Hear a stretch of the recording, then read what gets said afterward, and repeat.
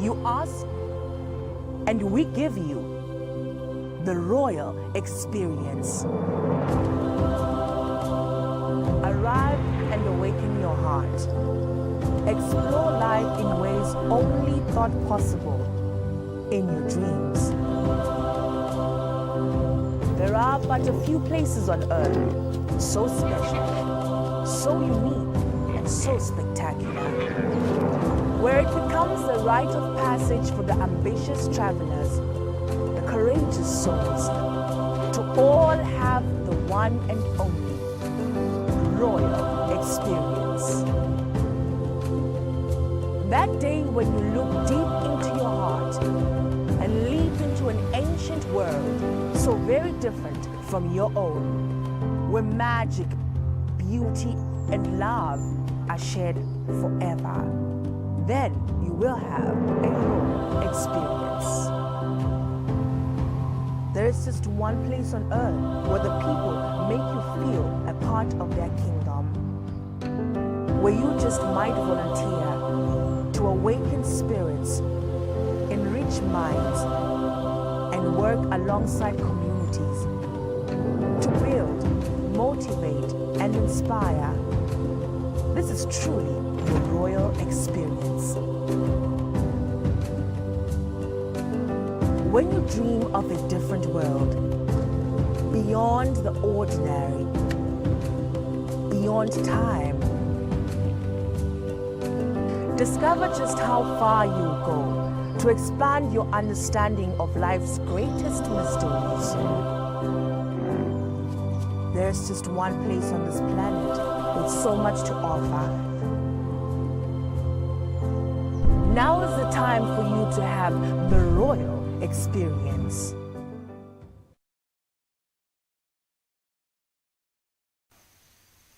Nine bekunene ingwenyama seyibone kukuhle ukuthi ibeke naba labalenzelako endlini yetimpunga. Wekucala ngumvane Nkosi ulonkokhela. Kulandzele umvane Nkosi Ncenge. Wesithathu umvane Nkosi Temaswati. Kulandzele umvane Nkosi Ngangabani. Kulandzele umvane Nkosi Ntfombi yeNkosi. Wesithupha inkosikazi Gelane Dlamini uLamavimbela. Kulandzele umvane Nkosi Mphatfwa. Kulandzele Prince Gcokoma umvane Nkosi Gcokoma. Kulandzele Chief Zabeni Shiba. Kulandzele Chief Ndlaluhlaza. Kulandzele Chief Ngome Ndlangamandla. Ulandzelwa nguChief Mvimbi Mathe. Kulandzele Chief Jozane Maziya. Kulandzele Cethuka Skombeni Dlamini. Kulandzele Stuki Motha.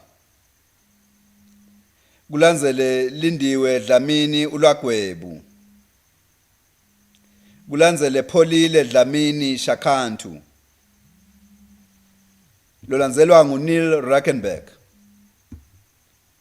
Kulandzele Isaac Memo Magagula. Bese kugcina Savannah Nonhlanhla Maziya. Bethe Wena waphakathi. Wena ungakenzi indaba.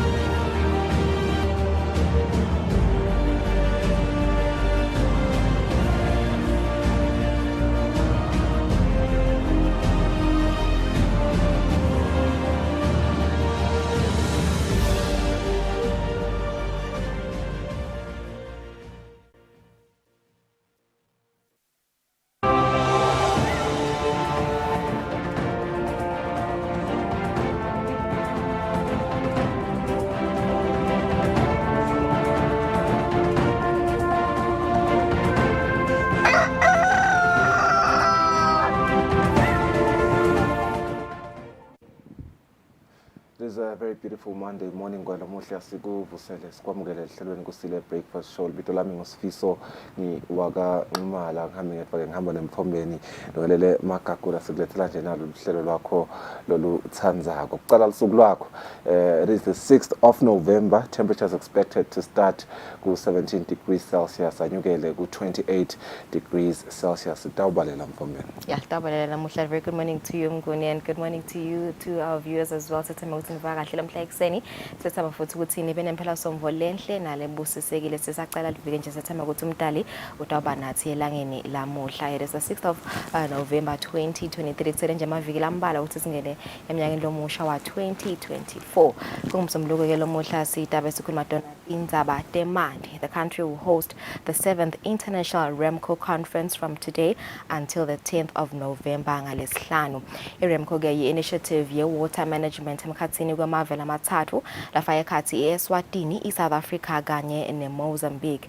Kuthuthukisa ke inzima ledlalwa abomake kanye nebamfula abasha eluhlangothini lwemandi, particularly in the Inkomati Basin. IRemco yaqala i-Women in Water Conference kwenesiqiniseko sekuthi bomake kanye nebamfula abasha bayafundziseka ngenzima labangayidlala ngekuphathwa kahle nekongiwa kwemandi. In this regard, the 4th Women and Youth in Water Dialogue will be hosted on the first day of the 7th Remco Conference scheduled for today. Sitaba sikhulumisana na CEO we-Water Basins Project Board Make Sindi Mthimkhulu ukuvaka abantu njengenzima ledlalwa ngebobomake kanye nebamfula abasha lapha ekhaya eSwatini emimangweni kwenesiqiniseko sokuthi emandi ayongeka. Sitaba esinaye nga-6. Kanzi-ke sitaphinze sibuke netemidlalo nalinda Master Dlamini ngisathele emsakato yato temidlalo. Khulumisa nje kabanti talakhaya sibuke neNingizimu Africa ne-English Premier League. Sibonile lakhaya ukuthi Madlenya has been dethroned from being position 1 after having a flawless start into the season, having not lost a single game. Imidlalweni yabo lemine yekucala kubuka ngathi-ke lena imidlalo lemithathu labadrobe kuyo has not been really rewarding on their end, because Green Mamba leseyikhona ekushaya iWanderers 3-0 kulempela sonto seyikhombisile ukuthi ngiyo lebhekeke ukuthi ihlale esicongweni.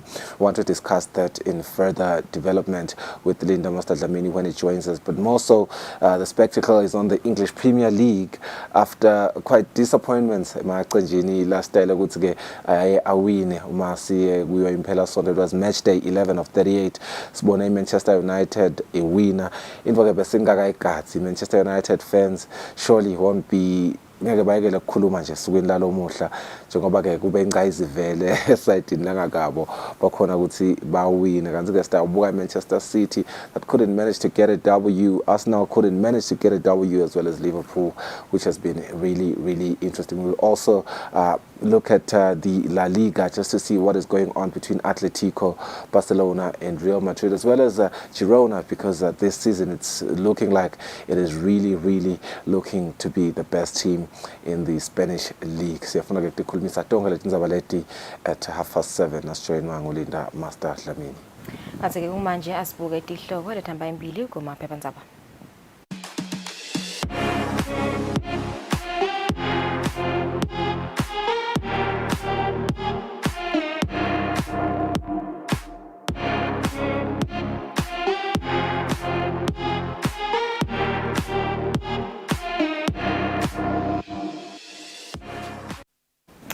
Sicela sibuke i-Times of Eswatini lomuhla kungumsombuluko sibuke tihloko lethamba embili. Kanti kuleto leti hamba embili, PM appointed MP day before Sibaya appointment. Kanti lapho nje titfombe lapho khona yena newakakhe Makephilile bababusisa khona isomveni lakhe enhlambeni. Kuletinye lethamba embili, King appoints 20 senators, Cleopas Temba out, Lonkhokhela in, 6 chiefs, 7 women among appointees, Moimoy Masilela also out, and 3 ex-ministers reappointed, Stukimota among new faces. Kuletinye thamba embili, another transfer stirs Anglican Church, and socialite on the socialite murder suicide case, how cops released a gun. Ngegusho ubuda umndeni ukuthi how did cops release a sipamu. More on that story on page 8. Kanzi-ke kutemidlalo ku-Times of Eswatini, despite scrappy win in Yellow Sunday, Mbabane Swallows fly to third position. Gadlela, the hero's capital city giant sea of plucky sundowns, is being shown on that image. Comes on another one, rest in peace, Bongintuli. In Durban, Amazulu have confirmed that striker Bongo Sintuli has sadly passed away after being admitted to hospital evikini ke leliphelile. Kanti-ke iyagcina nje ikhombisa titfombe lapha tema-supporters e-Highlanders uma ba-celebrate their 2-1 win over Imonani Pirates kule mpelasonto. Sinasibuka Eswatini Observer, your leading headlines this morning. PM promises to stick by his church. Bulletin at number Mbili King appoints 2020s to Senate. 8 women appointed. 7 pounds back. Former DPM Themba Masuku misses out. Ku temidlalo, ku Eswatini Observer, Gadlela hands Swallows a win kule mpelasonto lesisuka kuyo. All right, it's 6 minutes after 6. Tabahlete mayisuspended in Zabata Swati.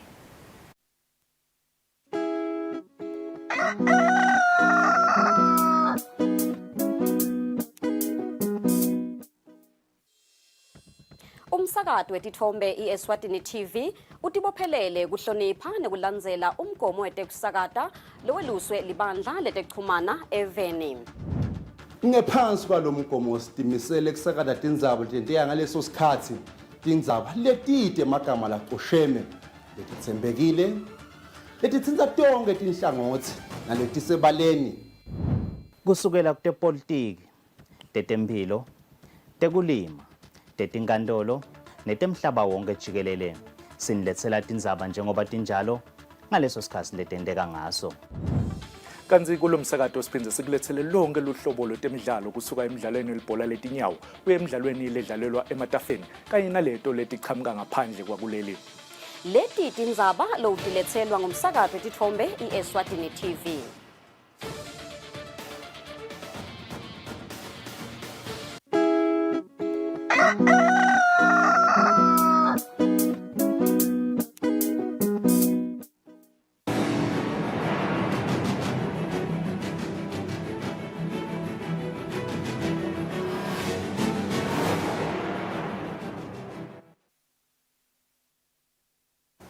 Kwalamuhla siphinza sikwamukele sibuke nathi tindzaba talapha ekhaya ingwenyama sayibulele timphunga letingemashumi lamabili letitawuba ingcenye yetimphunga tephalamende li-12. Lokhu kuvetwe ingcweti yetemtsetfo Sifiso Mafelenkosini Khumalo ngesikhatsi yenta lesimemetelo esigodlweni yelitsitsini. Nine bekunene ingwenyama seyibone kukuhle kutsi ibeke naba labalenzelako endlini yetimphunga. Wekucala ngumvane Nkosi ulonkokhela kulandzele umvane Nkosi Ncenge. Wesitsatfu ngumvane Nkosi Temaswati kulandzele umvane Nkosi Ngangabani kulandzele umvane Nkosi Ntfombiyenkhosi. Wesithupha inkosikazi Gelane Dlamini uLamavimbela kulandzele umvane Nkosi Mphatfwa kulandzele Prince Gcokoma umvane Nkosi Gcokoma kulandzele Chief Zabeni Shiba kulandzele Chief Ndlaluhlaza kulandzele Chief Ngome Ndlangamandla ulandzelwa nguChief Mvimbi Mathe kulandzele Chief Jozane Maziya kulandzele Cethuka Sigombeni Dlamini kulandzele Stuki Motha kulandzele Lindiwe Dlamini uLwagwebu kulandzele Pholile Dlamini Shakhantu lolandzelwa nguNeil Rackenberg kulandzele Isaac Memo Magagula bese kugcina Savana Nonhlanhla Maziya. Bethe Bethe wena phakathi Ndlovukazi Mhlekazi isuke kuleli ngelisonto yalibhekisa eveni laseNingizimu Afrika. Sive siphume ngebuningi baso esikhumulweni setindiza iKing Mswati the 3rd International Airport. Safisela indlovu yemhlaba luhambo loluhle.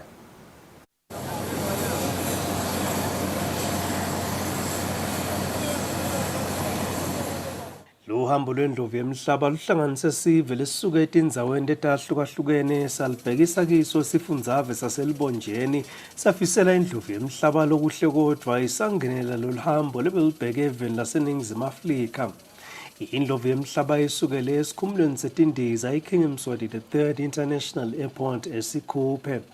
Mhlekazi waMaswati uvaleliswe bomake emakhosikazi esilo, wavaleliswa balondolozi nebantu abenkosi naNdunankulu Russell Mmiso Dlamini. Sive sikuthokotele kubona Ndunankulu nekubona njeke ukuthi besavele yaqalile kwenta imisebenzi yelive kulandzela ukuthi abulawe ingonyama ukuthi abe nguNdunankulu welive ngolesihlanu evikini leliphelile.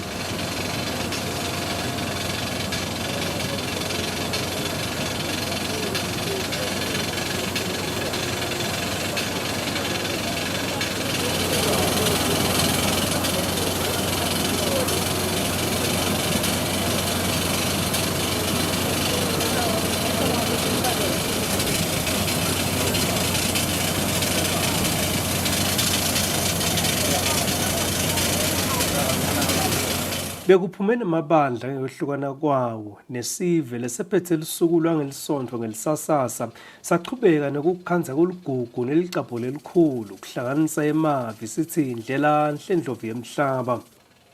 Nangemambala kubese sekuba kuhle kuyadzela njengobe tilokotho letinhle temaswati tiyisingethe indlovu yemhlaba lekuthite uma seliyawutilahla kunine abese seyiyanyathela kilo live labomakhelwane iNingizimu Afrika. Lobika kwetindzabeni ngisandile Makhanya eNingizimu Afrika. Welive Russell Mmiso Dlamini ucela abazalwane belibandla lakhe le-Apostolic Faith Mission enhlambeni ukuthi bambambise ngemthandazo asangena ehovisini laNdunankulu. Ndunankulu kusho lokho ngesikhathi asesonveni kwekucala ngca solo abulawelwa kulesikhundla. Mvunankulu welive Russell Dlamini ubulawe ngemakhosi ngalesihlanu lophelile. Mvunankulu uphinze abe ngumfundisi esontweni le-Apostolic Faith Mission lelisenhlambeni. Akukho umthulanga ngaphandle kwaKristu. Haleluya. Akukho umthulanga ngaphandle kwaKristu. So impilo yethu yonke nabakithi ibe sevangelini. Haleluya. So nangake uthi nje utawufaka uNkulunkulu umpake uthi ngiyawuhlangana naye after 5 years ngaba kwathi ukuthunda. Ngoba silapha nje singiko hlangothi tonke tempilo kungenxa yakhe. Hallelujah. Ngisho ukuthi ke we are here, we are not going anywhere. Sitaqhubeka sikhonde nani sibe khona la. Hallelujah. Lisekela sihlalo ebandleni le-Apostolic Faith Mission enhlambeni Michael Mhlungu uthi batawuchubeka nekumethwala emthandazweni Mvunankulu. Challenges la khona, ama disaster akhona. I'm very much confident of that part ukuthi is more than capable of doing it. So kwethu nje silibandla la se-AFM enhlambeni ukuthi sichubeke njalo simbeke emthandazweni. Ngiloko kuphela nje lokuthi alakutsingako at this point in time. Mvunankulu uthembise abazalwane baleli bandla lalilusile ukuthi angeke abalahle njengalokuthi awuchubeka hlanganyele nabo ujinge futhi wavethe inshisekelo yechizisanga kushesha sakhiwo saleli bandla lesakhiwako etindzabeni kubika Fortune Dlangamandla inasonto emlangeni sisenhlambeni. Baholi bemave enhlangano yemave lasentasi nelivekati le-Afrika iSADC bancume ukuthi sale sisebenta sikhwama lesitawucondzana netinhlelo tekubuyisa kuthula kulesifundza iPeace Fund. Labaholi batsite kubalulekile ukuthi labo labasita lenhlangano emhlabeni batiseke ngalesikhwama. Liveke leSwatini belimelelwe ngumabhalane lomkhulu welitiko letekuhlela nekutfutfukiswa umnotfo Kusile Mlangeni lebe ubanjelwe eveni le-Angola eLuanda. Lo mhlangano lomkhulu wakaSADC lebe ubanjelwe edolobheni eLuanda eveni le-Angola baholi bemave nalabo ke labamelele bohulumende babo bakhathatekile ngekuncipha kwekuvikeleka kwabantu ikakhulu elihlangothini lomasotsha eveni le-Democratic Republic of Congo njengobe kunetiphekula sikhuni. Labaholi bemave banikete indlela leconzile yekuthumela emasotsha layogcina kuthula kulela laseCongo baphinzeke babonga emave lakhiphe emasotsha ukuthi ayokwesekela lela live ekugcina kuthula. Lo mbiko icommunique labaholi babone ukuthi kunesidingo lesikhulu sokuthi sikhwama sekubuyisela kuthula salesifunza salesicala kusebenta iSADC Peace Fund. Baholi ke baphinze batiswa ngekuchubeka kwelukhetfo even laseswatini kanye naseZimbabwe. Labaholi ke bafisele live le Democratic Republic of Congo kanye neMadagascar ukuthi ke lichube kahle lukhetfo lolubheke ukuthi lubanjwe ngenyanga yeLweti kanye nenyanga yeNgongoni kulomnyaka losetulu. Lo mhlangano uphinzeke wacela sihlalo weSADC ngekuthi ke asekelwe luphiko lolubukete kuphepha iTroika ukuthi ke iphangise kubuyisa kuthula eveni le DRC. Lokunye ke baholi labakwendile kuhalelisela sihlalo we-Organ on Politics, Defense and Security ngebuholi bakhe ekuletheni kuthula nekuphepha kulesifunza. Baphinzeke bahalalisela nasihlalo weSADC umhlonishwa Jaho Lorenzo longumengameli we-Angola ngekuthi ke umhlangano lomkhulu weSADC ube impumelelo. Umbiko uhlanganiswe ngisonto-mlangeni yeMbabane. Inhlangano lebuketa indzaba tekukhuliswa kwemajaha ukuthi abe ngemadvodza akusasa ikwakha indvodza isuke kunesidzingo sekuthi imimango emasonto kanye naletinye tinhlangothi kuhlangane kukhulume kutfolakale nelikhambi endzabeni kwekuthi bobabe babulale bomake. Loku-ke kulandzela ukuthi kube nendvodza lebulala umuntu wesifazane yaphindze yatidubula nayo yafa ngemgcibelo eNgwane Park kaManzini. Kanti-ke evikini leliphelile kube nalenye indvodza ledubula bomake labasihlanu kwafa labane. Lenhlangano ithi sikhulu isidzingo sekuthi indzaba yekubulawa kwabomake sale igagulwa njengesehlakalo eveni. Lokutawenta uhulumende abuke le ndzaba ngemehlo lamanye njengoba-ke kwenteka uma kuliwa neligciwane le-AIDS. Live seliyalahlekelwa, lilahlekelwe buntu, lilahlekelwe similo. Kufuna ukuthi sibuyele-ke emuva, sibuyele etindzaweni tethu, etimpanzeni tethu tekuphila lapho bobabe khona bekungibona laba bavikeli bemakhaya, bekungibona abantu labasita bomake banebantwana. Siyakhala silive sicela ukuthi uhulumende sekake ayibukisise le ndzaba abambisene-ke nemaphoyisa ababukisise ukuthi ingabe singete sakwafika esikhathini lapho sesingayideclare le ndzaba yabo gender based violence nayo nje yonke violence nekuharasana lokukhona bakwende salokuba yi-national disaster. Singaphindze sicele nje kuwona lamadvodza ukuthi nangabe phela unenkinga bakhona abo-psychologists, bakhona nebantu longaxoxisana nabo eveni nalabanye nje longahambe ubuke inkinga takho ukuthi ungabe ungasitakala kanjani usitwe-ke nekuthi wena ungasita kanjani ukuthi na ungabi ngulomunye lofaka sandla lesifana nalesi kusuke sowubulele umuntu. Iyalimala imndeni nasekulimele umuntu njengalaba njenyalo bashiya tinsanzane titawunakwa ngibale tinsanzane sekungumthwalo kuhulumende. Uhulumende na wonke emaswati asesihlaleni phasi sesibuke noma siqhamuke nelikhambi lelingilo lelitawenta ukuthi lelive leliye embili kungabe bede bobabe labana akuphele nje kuba nebudlangudlangu akuphele nekubulalana ukuthi abantu babulalane. Lena indzaba yethu sonke indzaba lebhlungu lese ilinyeva leli ngayo lakha nesilonza lesingayuphola emaswatini. Siyacela nje silive siphindze singikwakha indvodza sithi sicela ukukhuthata lamadvodza lawa lakhona la sesechotho ukuthi awasukume bobabe emasontweni bakhulume ngale lento lena nani nibe msakadwe nitikhulumise kakhulu endzaba ukuthi emadvodza nabomake nabo bonke abantu nje eveni akubanjiswane kwakhiwe live kwakhiwe imindeni lecotho. Lamanye emalunga elibandla lesheshi lesenyuvesi yaseSwatini ligatsha lasekwaluseni akwate agana lunwabo ngesikhathi eva kuthi lehhovisi lembishapi litfutha umfundisi walo umisa etshanini. Lamalunga lahlangene ngemuva kwenkonzo avete ukuthi ede inkinga nekushintshwa kwemfundisi kodwa akathanzi lendlela lokwenteka ngayo. Kunekudungutela esontweni lemasheshi i-Anglican. Namanje lo msindvo ususwa indzaba yokususwa kwemfundisi ebandleni ayiswe kulelinye. Kuthena kuphela inkonzo ekwaluseni esheshi kwaba nemhlangano lapho khona abazalwane batshelwe ukuthi umfundisi wabo sewuyasuswa uyiswa kulelinye libandla lelisetshaneni. Labazalwane bakhala ngekuthi likomidi alikhulunyiswanga ngalendzaba singakathathwa lesinqumo njengokusho kwemgomo waleli bandla. Bazalwane labanye bakubeke kwabasobala ukuthi akubhalwe incwadi kuvetwe ukuthi leli gatsha lasekwaluseni alifuni nemfundisi walo. Labazalwane bavetene ukuthi nakunjani bangamane baphume batimele bahlubuke endlungulu yabo. Labanye bavetile ukuthi akumane kwehliswe emaphaphu kukhulunyiswane ingakabhalwa nalencwadi. Labanye bete nemicondvo yokuthi akuthandazwe njengoba Sathane ulihlasele leli bandla. Konke lokhu kwenteka nje umfundisi sewuphumile esondweni.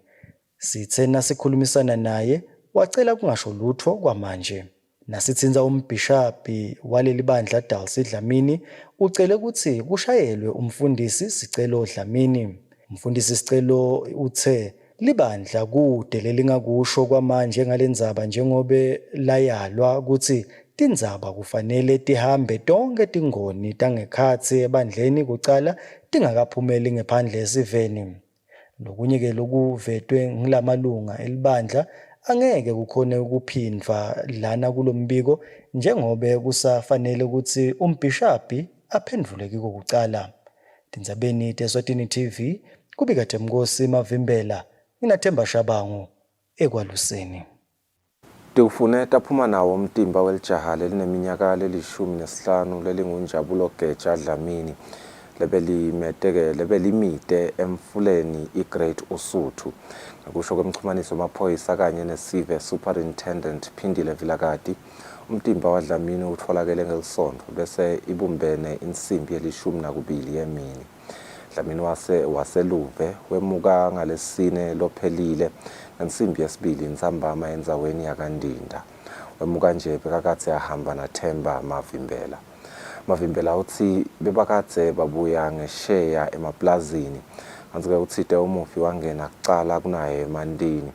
Uthi wamekhuda umufi kodwa wachubeka wangajiki. Uthi wathi nakathi uyamtshela ukuthi akabambe isihlahla umufi wakhala ngekuthi kuyashona kulomfula kwaba kuhamba kwakhe kanjalo. Amaphoyisa axwayisa sive ukuthi singalokothi singene emandini uma kungabonakali phansi. Baphathi betinhlangano letisebenzisana nahulumende ekulweni nekuhlukubeteka kwebantfu bathi banelithemba ukuthi uNdunankulu lomusha Russell Dlamini utayisebenta ngekuphuthuma indzaba yekulwa nekuhlukubeteka ngetebulili. Labaphathi bathi njengobe angumuntu lowatiko ngetehlakalo banelithemba ukuthi lesimo sekuhlukubetana lokugcina kuholele ekutheni kubulawane kuthi-ke utasigagula njengesehlakalo. Umbiko wemaphoyisa lusuka ngenyanga yamabasa eminyakeni wa-2022 kuya enyangeni yaBhimbidvwane kulomnyaka losetulu emacala ekubulalana enyuke kusukela ku-124 kuya ku-231 lokukukhula nga-86.3%. Ngetizatfu ke letfaka ekhatsi kucabana emindenini. Lo mbiko ukhombisa ukuthi lesimo siyachubeka nekubabucayi. Baphathi betinhlangano letibambisa uhulumende ekulweni nekuhlukubetana nekubulalana kwebantfu bathi-ke Ndunankulu lomusha Russell Dlamini kufanele asheshe ayisebente indzaba yekubulalana kwebantfu ikakhulu kubulawa kwebantfu besifazane. Kuthi indzaba yekuhlukubeteka salo igagulwa njengesehlakalo eveni laKaNkwane. Sinekukholwa ke wankhosi ukuthi vele etafuleni etinfeni laTatikhanza kutabangeko lokho kucela ukuthi sicela basale basibonelela sike Maswati sesikhale kakhulu imindeni yakhala nanyalo kuyalilwa nangabe singeke sithathe tinyathelo leticatha nasevikini lelitako kutawube kanjalo ngoba nawuthi uyalandzela la kubo social media labanye bantfu ababoni ukuthi khona lokho wrong ngalokuthi umuntu abulawe so nangabe umuntu angakuboni ukuthi khona lokho wrong uyambona ukuthi nangabe vele umthetho ungakabambi waqinisa vele kutawuqhubeka. Siyakholwa ke ukuthi njengemuntu lo sebentile endzabeni yetehlakalo phambilini utawuconza lokuthi njengoba bakhonile ukuthi aka NDMA ku declare iCovid-19 njengesehlakalo the similar process leyendeka lapho utawukhona kusilekelela ngale experience la ngayo alekelele le parliament ne cabinet ukuthi singenda njani eveni la kaNgwane ngoba indzaba yekuhlukubeta ngilenye lelinyeva kakhulu emnothweni le hulumende uthi ufuna kuthuthukisa umnotho lo mnotho ke ngeke uthuthuke nangabe kuneludlame ngalehlobo lesikilo. Inhlangano yakaSADC nayo ikhathethekile ngekwenyuka kwelizinga lekubulalana emaveni lasithupha kulesifundza lelifaka ekhathi lona live leSwatini. Etindzabeni kubika Sondomlangeni nginaFortune Dlangamandla kaManzini. Kuneliphoyisa lemnyango wekucondzisa timilo netigwegwe letfolakele lifile endlini yalo ngemgcibelo ekseni. Tinsolo tithi kukhona lokubuthi lokudliwe ngumufi.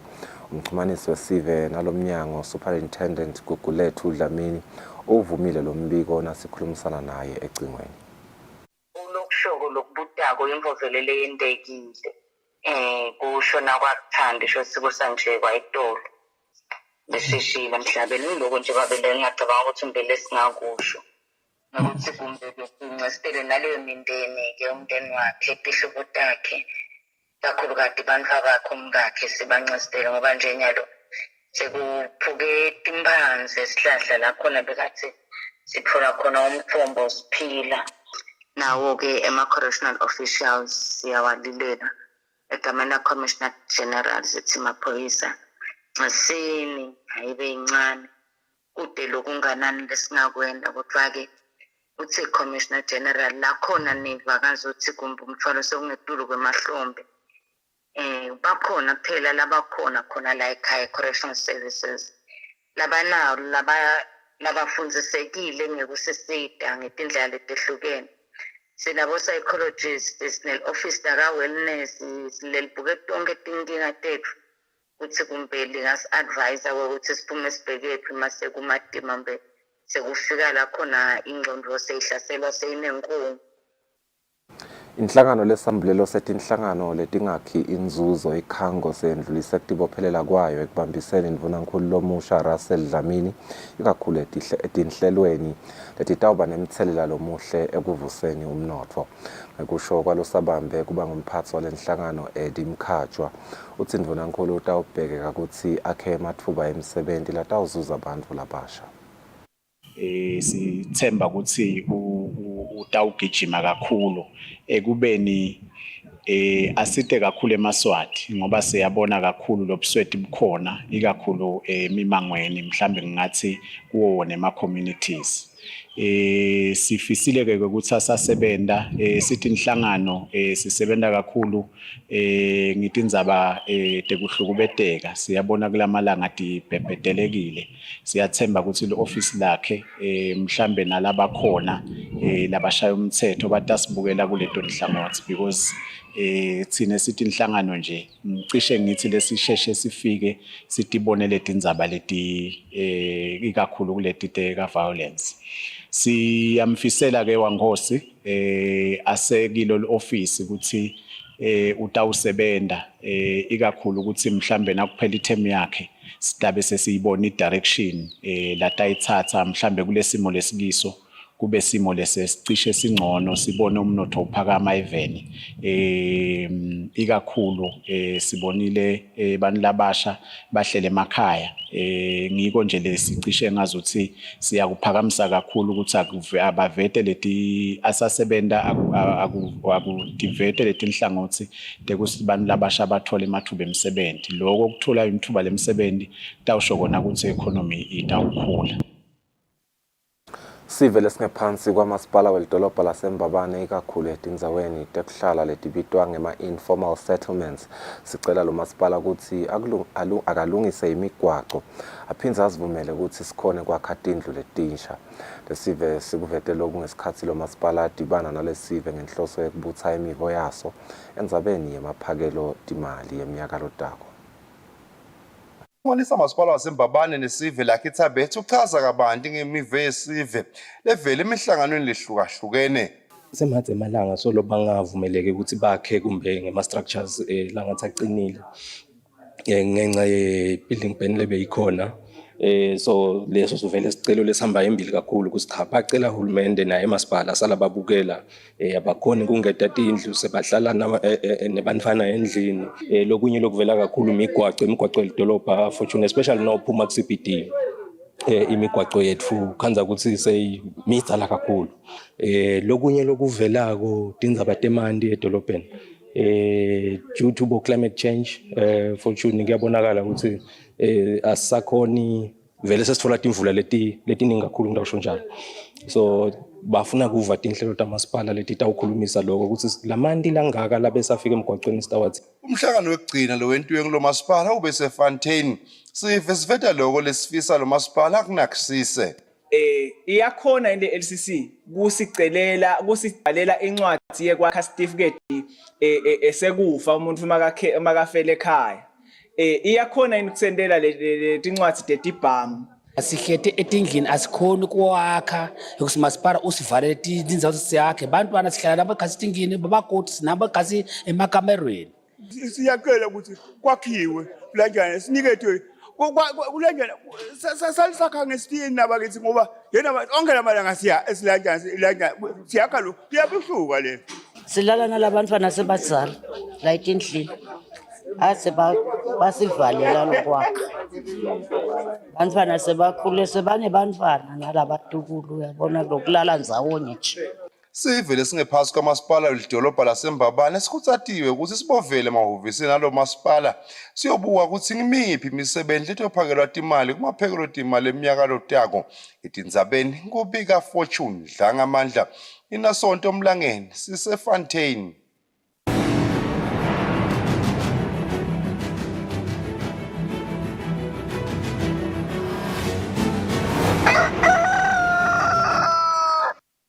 Kutemidlalo umqeqeshi welikhethelo lesive lemantombazana langephansi kweminyaka lange-20 athwele uthi usemnengo umsebenzi okumele bawende kulungiselela umdlalo wabo neGhana wekuhlungela indebe yemhlaba. Dludlu ke bekakhuluma nebetindzaba naleli khethelo litilungiselela kalobamba. Ikhethelo lesive lemantombazana neminyaka langephansi kwalenga-20 liphishaneke namalungiselelo emdlalo walo neGhana wekuhlungela indebe yemhlaba eminyaka wa-2024. Umqeqeshi waleli khethelo athwele Dludlu akhuluma nebetindzaba uthi usemnengo umsebenzi okumele wendiwe. Kune challenge kakhulu because these are girls and they lack most of them lack even the basics, so vele kufuna ukuthi ungajeli ukuthi ungayingakhona ukuthi it's a national team. Just take it like we are training. Maybe umuntu ongazange sekayidlala ibhola, give them all the basics needed to play football, give them all the physical fitness they need ukuyodlala ibhola, because even nasema club nabo kusi abajima but abajima kahle, so vele nawufika kala ukhanzela ukuthi kahle nje women football in Swaziland is still under development. It's still a challenge to work with girls badlalisa ibhola, so ngeke usho ukuthi utawendana ungendini, but you must stick to the basics. Kapteni waleli khethelo nomfundo Bhemba uthi kusabita ukuthi batayilane babadlali. Kakhulu kufuna silungisele indzaba ekudlala kakhulu lebhola. Because most of the time lokube sila besisolo sizama le physical. So in terms of ku-understandana ngamunye kusete kahle. But I think lokudlala kakhulu lebhola doesn't us understand ukuthi okay, strength salona sithini, weakness yakhe ithini, so that ngisho sidlala kube sathi ukuthi okay, nasimpasela ibhola simpasela kanje. Lo mdlalo waleli khethelo neGhana utodlala enkundleni yesive kaSomhlolo ngelisonto lelitako lokutathi ngemva kwamalanga lasikhombisa bese lithwala tinyawo liyodlala khona eGhana. Lenzebeke emhlaba yona iyodlala eColombia. Lebekela umsakazo weEswatini TV kumdlalo ngiphathizwe Msibi kalobamba. Sibahloleni imakethe sitawubuya sichubeke nehlelo.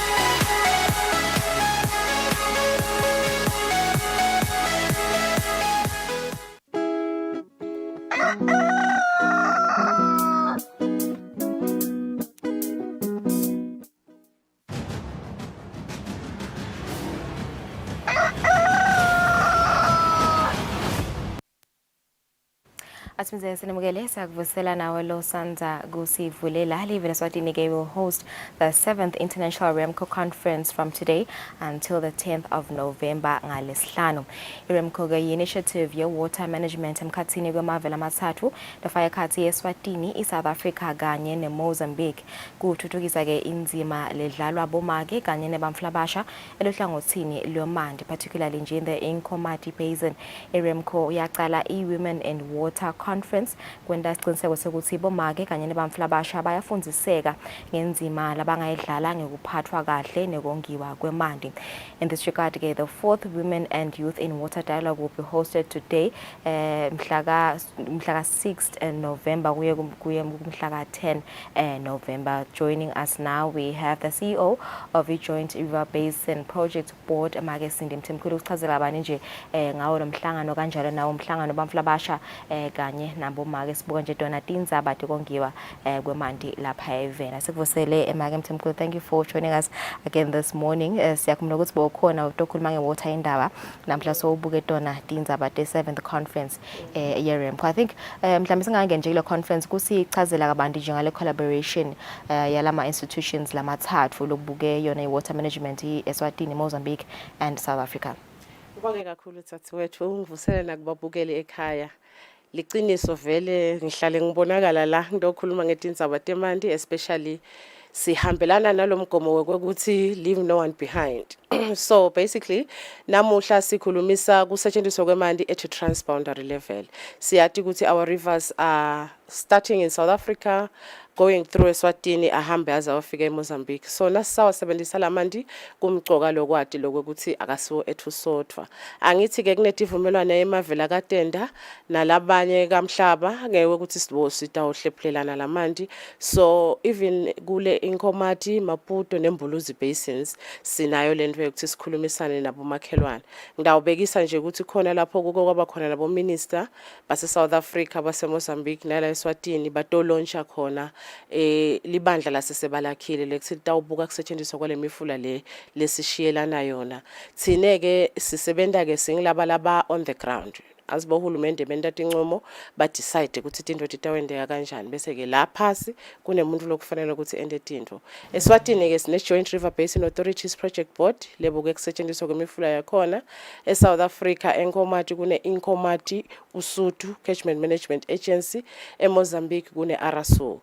So lama institutions lawa ke kusukela nga 2009 nawo ashiyelana ligwayi under le platform yalo lesinako namuhla ukuthi sibukisane ukuthi ngitiphi inkinga lesihlangana nato sisabukela manje. So budlelwana lesinabo vele lokusebuhambe isikhathi kodwa ke sebucala ngekuba ngicine ngoba phela naleti dingo tekuhlangana setiya ngekwanza vele tinkinga tiya ngekuba tinkulu ne-cooperation nayo yakho. Yeah, njengoba nje ukuthi vele senibe kule collaboration for many years now, and also nje lokusho lokuthi vele I think the main aim yale collaboration lena ukuthi vele kukhona ukuthi manage ke lamandi ngabe ayakhona manage kubuka ukuthi vele senibambisene yonke leminyaka, and also I think ukuthi insene tinkinga lenhlaba nihlangabetene nato ngabe kuba ngidiphi nje leto tinkinga lenibhekana nato.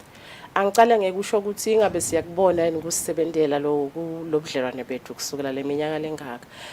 Honestly, in the case of Eswatini, Mozambique, and South Africa, kubambisana ngekusetshenziswa kwemandi is i-angle lescollaborate ngayo. Siya cooperate kuvana kwethu nekwethembana kwethu kukakhulu kuletinto temandi ngaloku ukuthi vele kuko konke lesikwendako siyayisekwende kanye. Ndawubekisa nje nibuke nokuthi la Eswatini kunelidam eMaguga Dam lesiyayisisho yonke malanga ukuthi alisilo leMaswati kuphela neSouth Africa nayo yalo lelidam leli koja lakhiwe emhlabeni waseSwatini. So kwakungulawo ma relationships lawo ke ukuthi lamave vela ayakhulumisana lokwenda ukuthi sende ama projects la joint. Sihambile saze senda ngisho netitadi kulamalanga ke kuthiwe in Makhomo ubuke into letentiwako letibuke transboundary leto tinto leto ukuthi sibe ne data yinye, sibe nema projects manye, sibe ne system yinye longena kiyo nje ubuke ukuthi emandi angakanani emadama aseSwatini kanjani, ase-South Africa kanjani, ase-Mozambique kanjani. Ngiko lokusenda ukuthi singayiflood eMozambique ngibekise kanjalo because basheshe babone ukuthi emandi angakanani emifuleni emadamini aya release lina kangakanani eSwatini banaleyo information. So le collaboration vele ikhona kodwa ke tinkinga phela tiba khona ngoba bohulumende bokona bayevana bayabambisana kuba lapha nase siwasebenzisa lamanti nami bami nje ngila eSwatini laba be Joint River Basin laba sebenzisa lamanti bafanele bathi ukuthi bangathathi konke and nase sekushoda kungasafiki kuletikali tema border gate lo lokufanele bese kuba indzaba lethi nendane eSwatini asiwabone manje ngiko ke kufanele sihlale sikhulumisana sihlale sikhuluma singakhulumi sodwa futhi sikhulume nalabantu labasebenzisa lamanti batowati ukuthi sine sinetivumelwano letithini letidzinge ukuthi sende njani ngalokusetshenziswa kwalamanti so ne climate change seyenda ukuthi sithi sibalile ukuthi sitasebenta njani kuchamuke nje sekunetikhukhula especially flash flooding suke singakayibali sonke suke singathi ukuthi litawuna kangakanani in 30 minutes lichamuke nje selina ngesimanga lesikhulu uthola ukuthi sekunemali lamaningi kakhulu sekufuneka sihlaba umkhosi ngiko ke lokuya exite lo ukuthi masinyane so yathi ukuthi ukhuluma nabaninini bayakhipha tinjini bayakhwesha emifuleni kude umonakalo longawo ngiko nje uva ukuthi akuvami vele ukuthi kule mifula eMozambique le shirisha neSwatini uve ukuthi abantu babe sesebasetinkinga letingako ngoba information basheshe bayithola. Yeah, speaking of the climate change lokusho kona ukuthi vele there will be measures put in place uma ngabe kungahle kwenteka kubuye somiso ezinje i-World Meteorological Organization abike lokuthi 90% chances ukuthi isomiso sibuye khona lapha eAfrica. I think we'll recall ukuthi bo 2015-2016 kwafika isikhathi lapho khona amaguga vele waba MTT ingabe vele mhlambe vele kubuka nje leso simo lesingahle side lapha eveni nesada konke nje kukhona vele mhlambe ama solutions mhlambe le ningeta nawo as i-river hey etsathu sayikhuluma ya 2016 kwaba madima la kangwane sigijima sonke kodwa ke nawukhuluma nje kule Transboundary Cooperation dawukhumbula ukuthi kunemjoli dam umjoli dam lo setshenziswa la kangwane esimunye bothabankulu bese sovela uyongena eMozambique kwaba bede emanti eMozambique khona lapho kwasuka khona president waseMozambique wethe Eswatini watawucela emanti ngiloko ukuthi uyati yangithi siyakhulumisana kodwa ke into lenhle ngiloko ukuthi bayati ngoba bayabona kulama systems lesinawo ekukala ukuthi akusho ukuthi siwagodlile emanti nathi sisenkingeni fana nabo ngikho ke lokusitako lokwe Transboundary Cooperation nanalama programs lanje nonke nine information access nine ma satellite systems nikhona lokubona ukuthi kwentekani ngikho lokusitako ukuthi ningacabani ngoba lo munye utaza acabanga ukuthi mina nje anginalutho komile yena ubambe konke kanze nathi asinalutho ngala so nanyalo lokusikhuluma ngeEl Nino nje sikhuluma ngetimvo letitaba inkinga vele siyalungiselela lokhu sitokhulumisana nje nyalo kuleli viki lonke leli sinema programs nema systems lesiwende jointly nalamavela ekuthenini sina kanjani ke bo early warning ukuthi nase sesinjena simo sicala kanjani ngoba kufuna sicale ngalokunciphisa kungakasho ukuthi sekuthenya sinciphise our usage sikhathele siinformane nangabe kune event ukuthi semanengi kakhulu nakhona lapho sialethane ukuthi bese mode idolo ukuthi kude namhla ke semaningi ngoba livelelana nje lasimangalisa sonke so sinawo lama systems lawo but nje sesaba ne website even I website le Transboundary ngoba ke nyalo sesinenhlanhla ngoba bohulumende sebakhe isambulelo basically in Macomb so through yena sonke siletha le information nami la Swatini ngifida kuyena se South Africa bayafida nase Mozambique bayafida so sonke siyakhona ukuthi siplanisane kanye sibukisane ukuthi senda njani.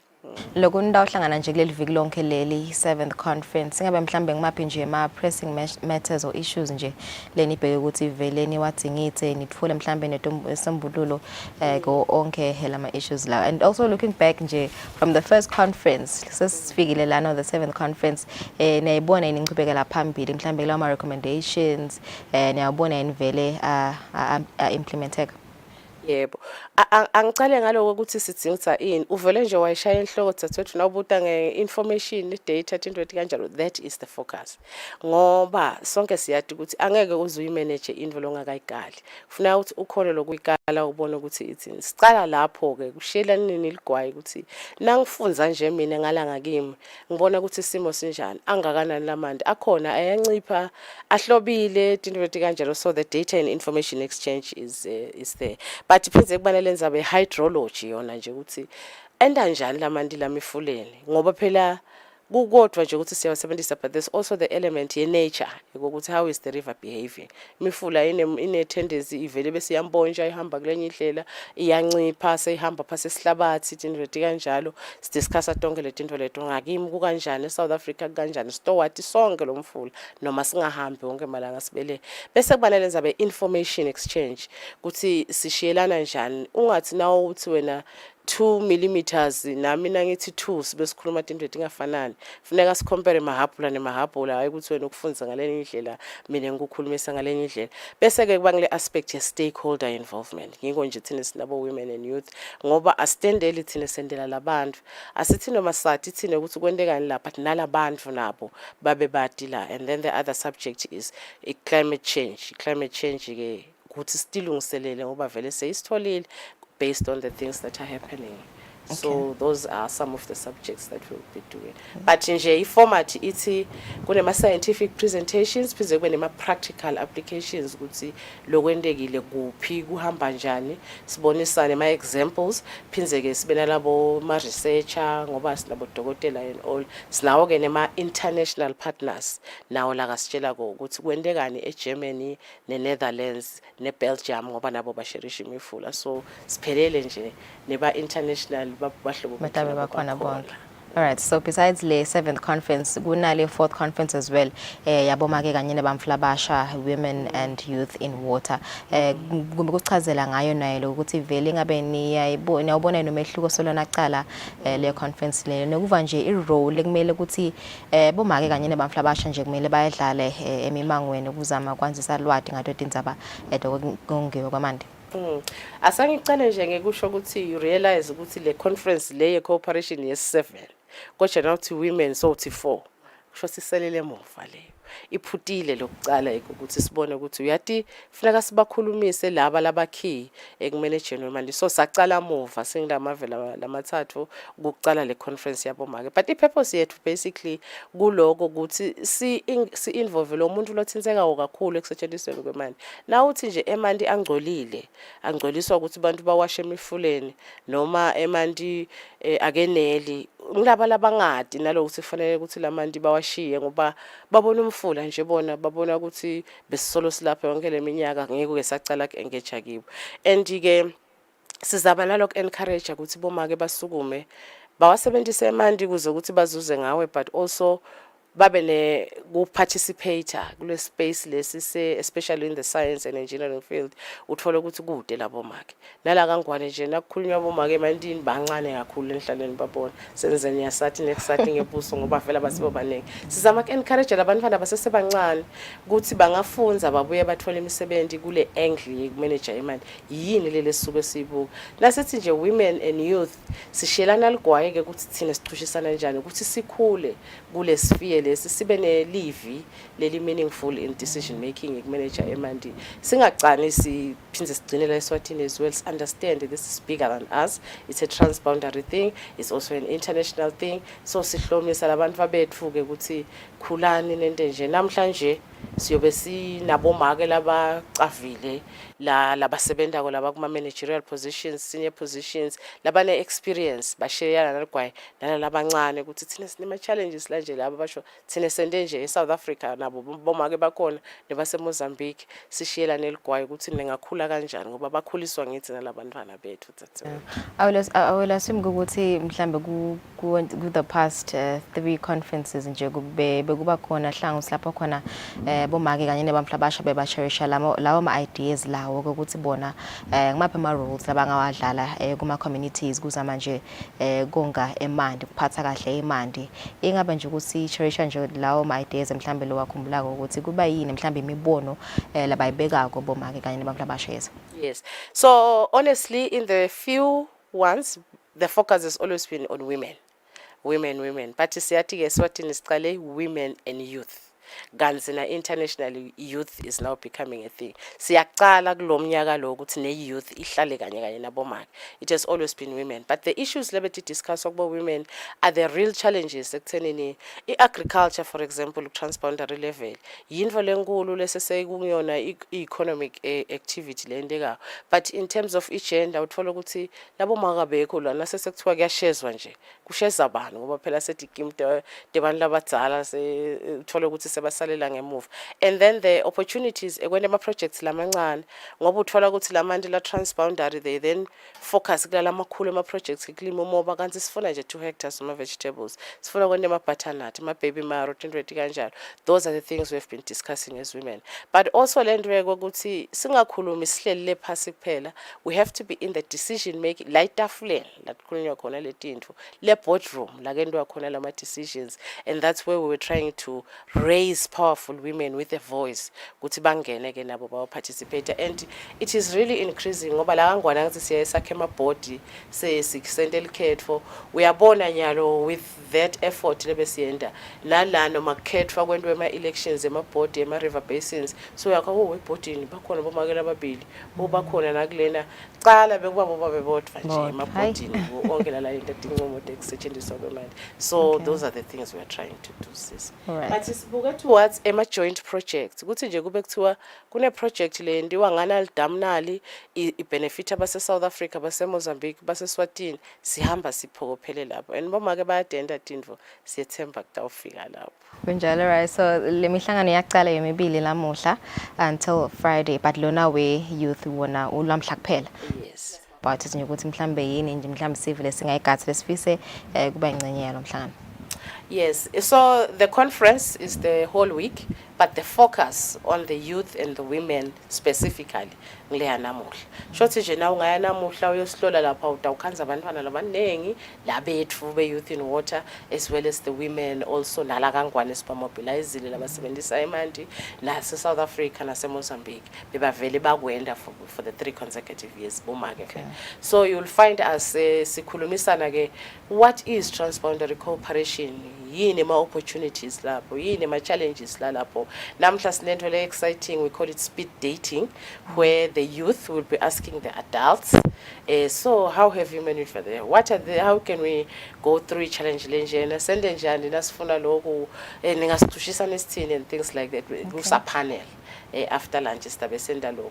So that is the focus namuhla ukuthi we are bringing the young people to understand the landscape of transboundary water management, also meeting their peers from the other countries as well, but ukuthi babe ne touch ba network ba connect builder lobudlelwane ngoba asicali la Eswatini sigcine khona engcenye nje kusasa labantu abethu ngibo labantu abebaphethe sebatana nalo wase Mozambique nalo wase Eswatini kuyawusida lapho nangabe sesenda lemisebenzi. And then the rest of the days ke sengile science ke nalama practical ke ukuthi nenda njani nini eNetherlands nenda njani eGermany nenda njani eSouth Africa sinana inkinga nayo. This is how we've sorted sikanye kanye sibambisene ku nanke ama projects ngikhulume ukuthi uhulumende wakhe umbrella like in Macomb nayo utawusho ukuthi how far have we gone sibohulumende sicalephi sesinani ningasikhanzaphi ningathola phi sinitsingaphi nini then on the ground ngoba phela it's you lengcine manager namanje. So it's basically a knowledge sharing experience lenjalo sesiyogcina ke nge field excursion lapho sibabonisa khona ke buhle bemandi aseswadini sitaba ne visit ke lapho ke ngalesihlanu on Friday. Okay. Yes, siyabatshengisa ukuthi alapha ethu siba manager njani benda njani nalaba labawabukile. All right, thank you so much for your time. Bukele sokuthi vele the 7th International Remco Conference leqala ko lamuhla itawuphetha ngalesihlanu. Asibahlele market test awuyasichubeke nehlelo.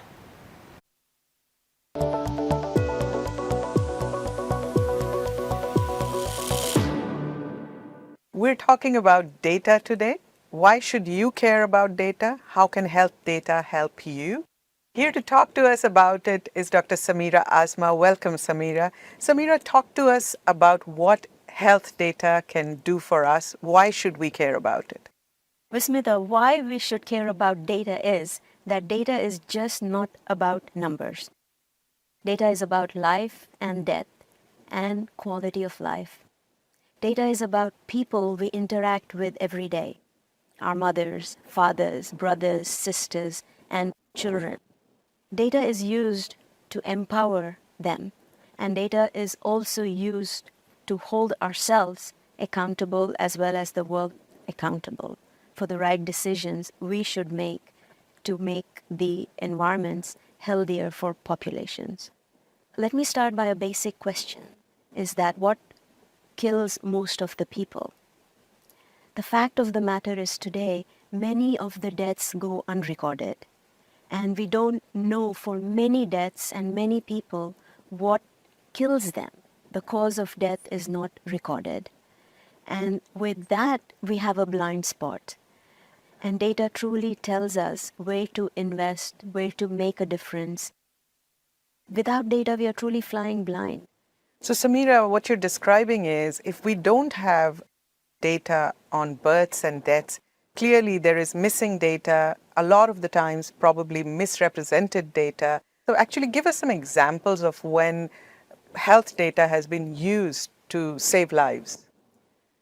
There has always been data that has driven successes in global health.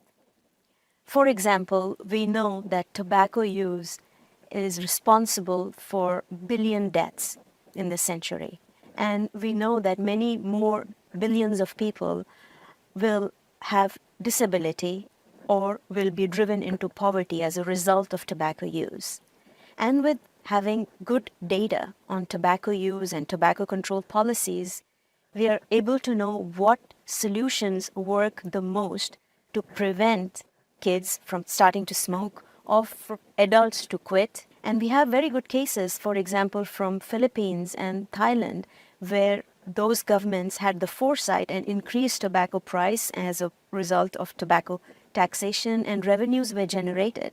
That resulted in that these governments were able to fund their healthcare systems and health promotion in their respective countries. But we want more countries to use this evidence and data to drive these promising policies.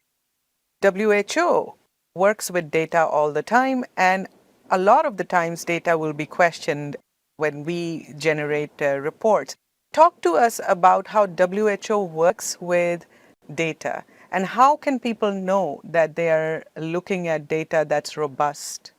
It has been a challenge to gather real-time information on the COVID infections and deaths related to the virus and associated with COVID. There is often a delay in countries reporting to WHO because of lack of capacity or lag time in submitting data to WHO. But what happened with the COVID pandemic is we reported excess deaths for the first 2 years of the pandemic. And excess deaths is both the direct and the indirect deaths related to COVID-19 pandemic. What WHO does to produce such estimates is we work with world-class experts from all over the world. We come up with a methodology that we will use when we gather data and apply that methodology to address some of the gaps and challenges that I mentioned, that not all countries have similar access to generate and capture that data. And then we produce these estimates, but we consult with the countries. And there is a lot of back and forth that happens, and we update the estimates. And we continue to track population health trends in the quest to make the world healthier and protect people from health emergencies. So does that worry you when you work with data, when WHO's data is questioned? It is all about finding the truth. It is like climbing a mountain. When you keep working towards it and climb upwards, you have better view. So as we work with data and we gather more information from different sources, we have a better understanding and a better view. There is no absolute. When anyone says anyone is 100% accurate, we truly have to be cautious. Science doesn't work that way. We have to continue to learn and continue to refine our approaches so that we get closer to the truth. Thank you, Samira. That was Science in 5 today. Until next time, then stay safe, stay healthy, and stick with science.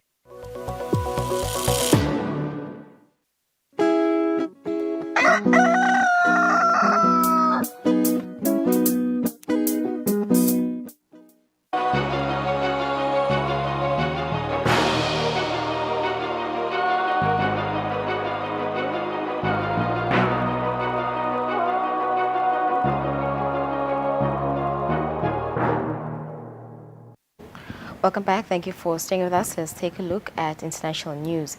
Israel steps up offensive in Gaza, hits ambulance in front of hospital. Their first mission has been accomplished, to encircle Gaza City. This footage provided by IDF forces shows weapons and equipment reportedly taken from Hamas militants. Here, one of the many tunnels said to be used by the group. Above ground, the people of Gaza have begun resorting to seawater to bathe and clean. Drinking water is scarce and highly rationed. The UN in Geneva is appealing for $1.2 billion in emergency funding for the 2.7 million people in Gaza and the West Bank. We must have those pauses. We must have those pauses. If we do not have pauses, we will not keep up with the needs of the people of Gaza and the Israelis also caught up in those areas of conflict. Those pauses are nowhere to be seen this Friday. In Khan Yunis, Gazans dug through the rubble looking for loved ones after a strike. Hospitals were not targeted directly, but smoke was seen billowing near Al-Quds Hospital, while a missile hit just meters away from Ashifa Hospital, a safe haven until now. They bombed the door of the hospital. They bombed. I've been there before 2 minutes. It's a massacre. Thousands of people are out. Thousands of people. Thousands.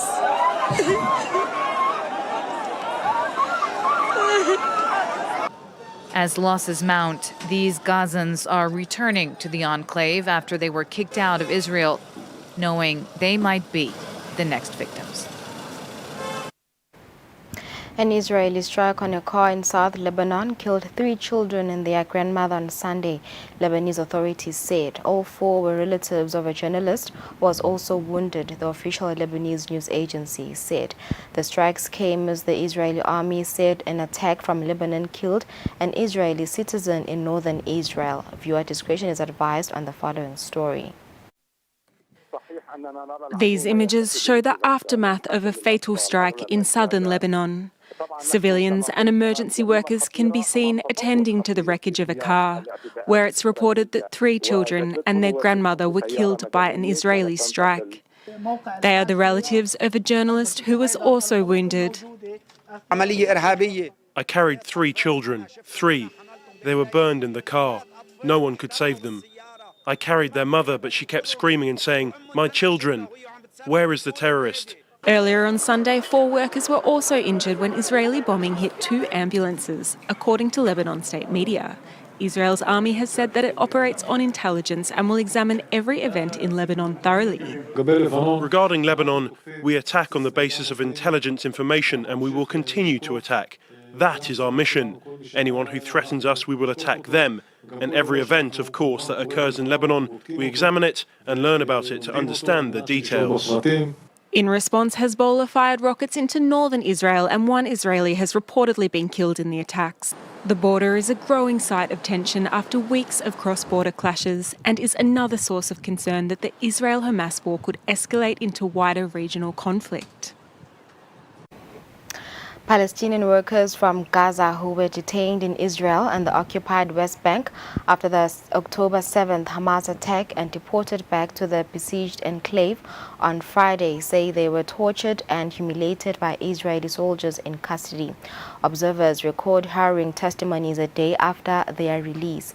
The Israeli military said the soldiers' conduct was grave and is investigating the incidents, warning this report includes images some viewers may find disturbing. At the Kerem Shalom border crossing, these Palestinians make their way into the Gaza Strip. They're some of more than 18,000 Gaza residents who had permits to work in Israel, but whose right to do so was revoked following the Hamas attacks on October the 7th. Among them are some with marks from handcuffs on their wrists and numbered plastic tags on their ankles. They say they were detained, tortured and humiliated by Israeli authorities after the Hamas assault. We don't know. We don't know and we can't ask why. Their accounts are consistent with images leaked on this Telegram thread, which France 24 had access to, and that shows Palestinian workers in Israeli custody. صباح الخير يا كحبة. صباح الخير يا كحبة. تي عليها يا مزين كباسيم. They handcuffed us, covered our eyes and put us on buses for 4 hours. The testimonies correspond with videos that have gone viral on social media. The first day, 14 hours. From 7 a.m. to midnight. Handcuffs behind our backs, on our ankles, and they hit us. They stripped us naked. I was tortured for 3 days, totally naked. They had no respect. They stomped on our heads with their feet. The IDF has denounced the soldiers' conduct and says it has launched an investigation. The soldiers' conduct that emerges from these scenes is grave and inconsistent with the values of the IDF. The incidents are under investigation. The IDF commanders will hold talks with all the soldiers on the front. One soldier has been dismissed from reserve service. U.S. Secretary of State Antony Blinken called for temporary humanitarian pauses in the fighting in Gaza to facilitate aid delivery and efforts to free the hostages. Israel says there will be no temporary truce until all the hostages are freed. In Tel Aviv, families and friends of the 240 Israeli civilians taken hostage by the U.S.-designated terror group Hamas during the October 7th attack released hundreds of balloons and called for more action to get them freed. They chanted outside, as inside, Secretary of State Antony Blinken held talks with top Israeli officials on Friday. Blinken later told reporters the United States is relentlessly focused on winning the hostages' release, while also ensuring aid to the thousands of Palestinians in Hamas-run Gaza Strip, impacted by Israel's retaliation against the militant group, following the attack that killed 1,400 people.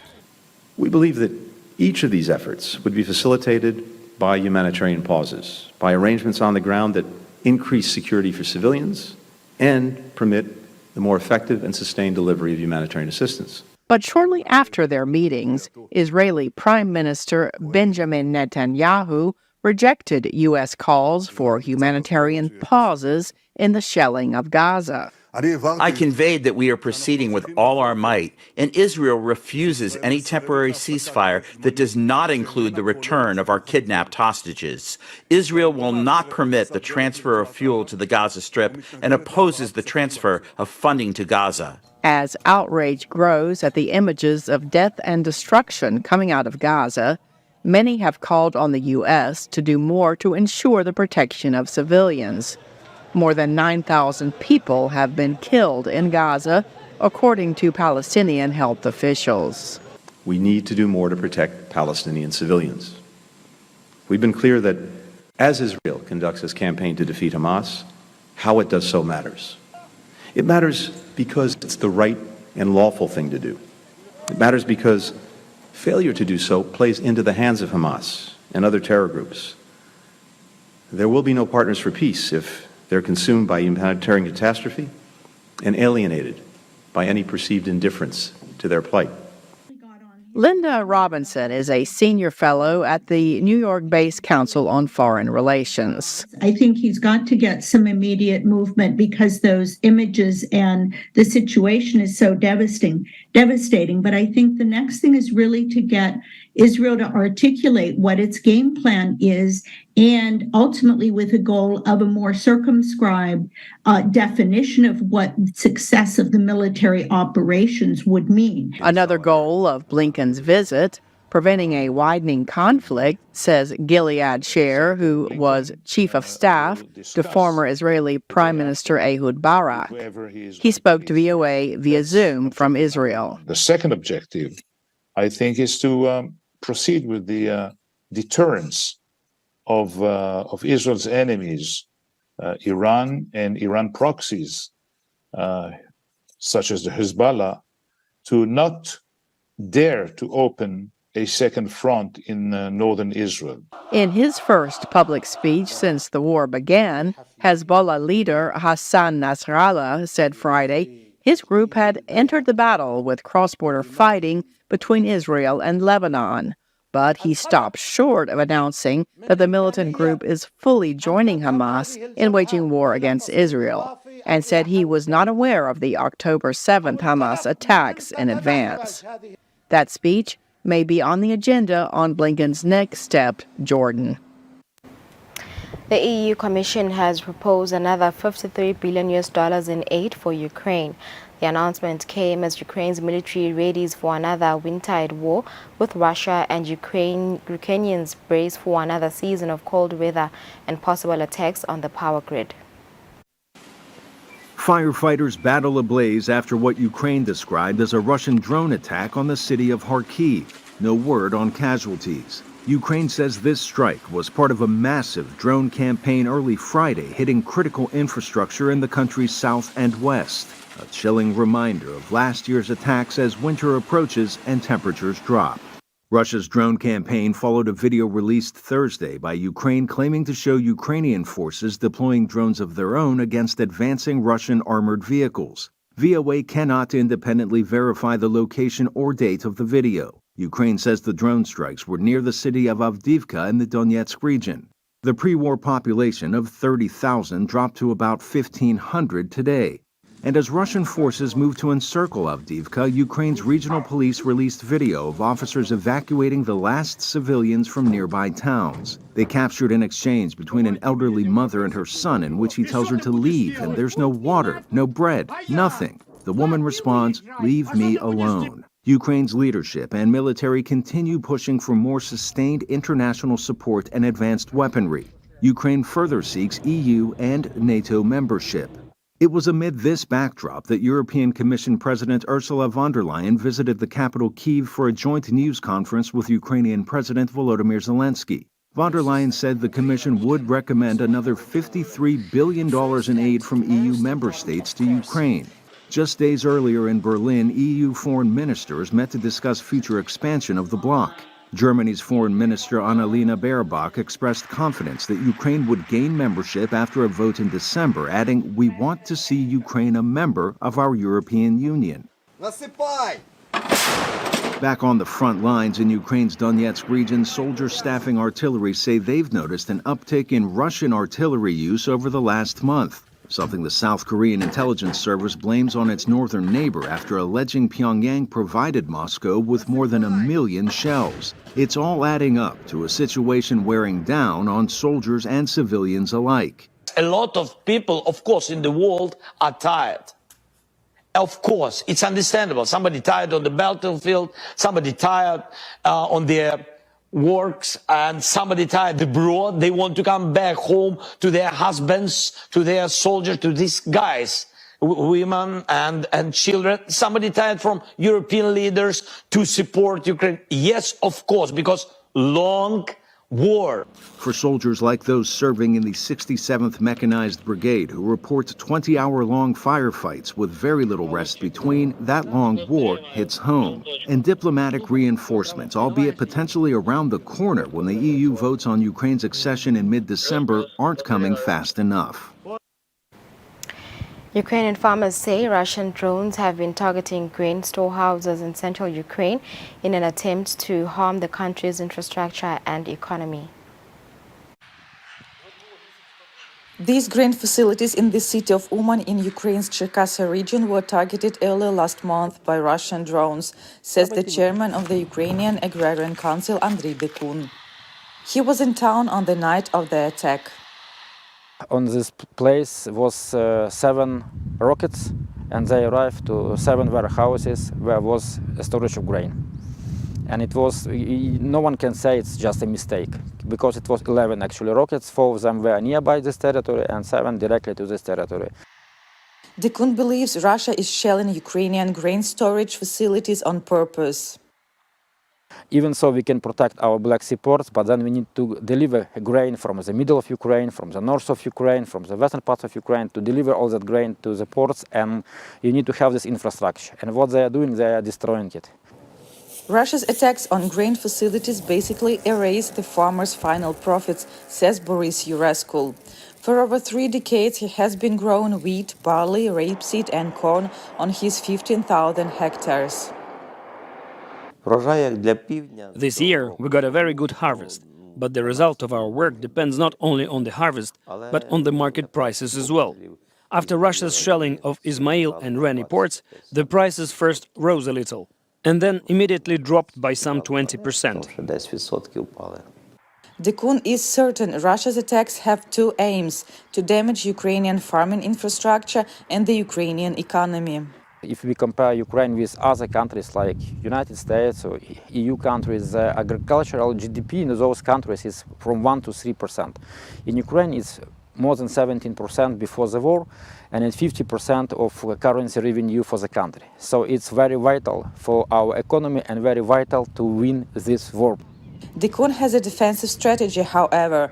He wants to mount small radars and searchlights on these pickup trucks to detect the Shahed drones at night and then machine gun them down. We all want to fight, and what we can do is to help to buy pickups and help to establish all that mobile groups which will fight against Shahids. And we calculated together with military experts that for our region, in order to protect ourselves, we need at least 50 such groups. Until that happens, Dekun says grain farmers are reluctant to deliver their product to the country's large storage elevators because they could be Russian targets. On Friday, U.S. President Joe Biden hosted Latin American, Caribbean and Canadian leaders at the Americas Partnership for Economic Prosperity Leaders Summit, which aimed to enhance economic ties, fortify U.S. investments and address immigration. President Joe Biden welcomed leaders from Barbados, Canada, Colombia, Costa Rica, Chile, Ecuador, Mexico, Panama, Peru, Dominican Republic and Uruguay to the White House. They were in Washington for the first ever America's Partnership for Economic Prosperity Leaders Summit. The meeting comes amid a global agenda dominated by the Israel-Hamas conflict in Gaza and the Ukraine-Russia war, but with a set of different challenges in the Americas. We're affirming our region-wide approach to sharing responsibility for managing the challenges of unprecedented migration flows. Biden spoke of new economic tools that, along with the Inter-American Development Bank and private donors, could help migrant-hosting countries in the Western Hemisphere. As part of that commitment, the United States and Canada and Spain are contributing to Inter-American Development Bank's Migration Grant Facility to help countries that are providing migrants with legal status, supporting the critical services necessary for communities to live in safety and maybe most importantly with dignity. Second thing we're doing, expanding legal pathways to promote safe and orderly migration, providing worker permits to allow migrants to contribute to our economy. This is a critical asset and to all of our countries. Following the meeting, Colombia President Gustavo Petro highlighted a key point of discussion: the issue of decarbonization and Latin America's vast potential in clean energy. He stressed the substantial contribution it could make to the planet's sustainability and its role in helping the United States with its energy transition. When asked about the Israel-Hamas conflict, he said he had expressed his concerns. It was not the focus of the meeting, but I brought it up. I told President Biden that the breakdown of international law that we're seeing today produces more violence, more barbarism, and destruction of democracy. President Petro, as well as Chilean President Gabriel Boric, have recalled their ambassadors from Israel for consultations about the situation. The leaders present at the meeting stressed the importance of including other Latin American countries in future summits. Guinea's ex-dictator Moussa Dadis Camara was recaptured and returned to prison on Saturday, hours after an apparent jailbreak led by a heavily armed commando, the army and his lawyer said. Shot, beaten, or trampled to death.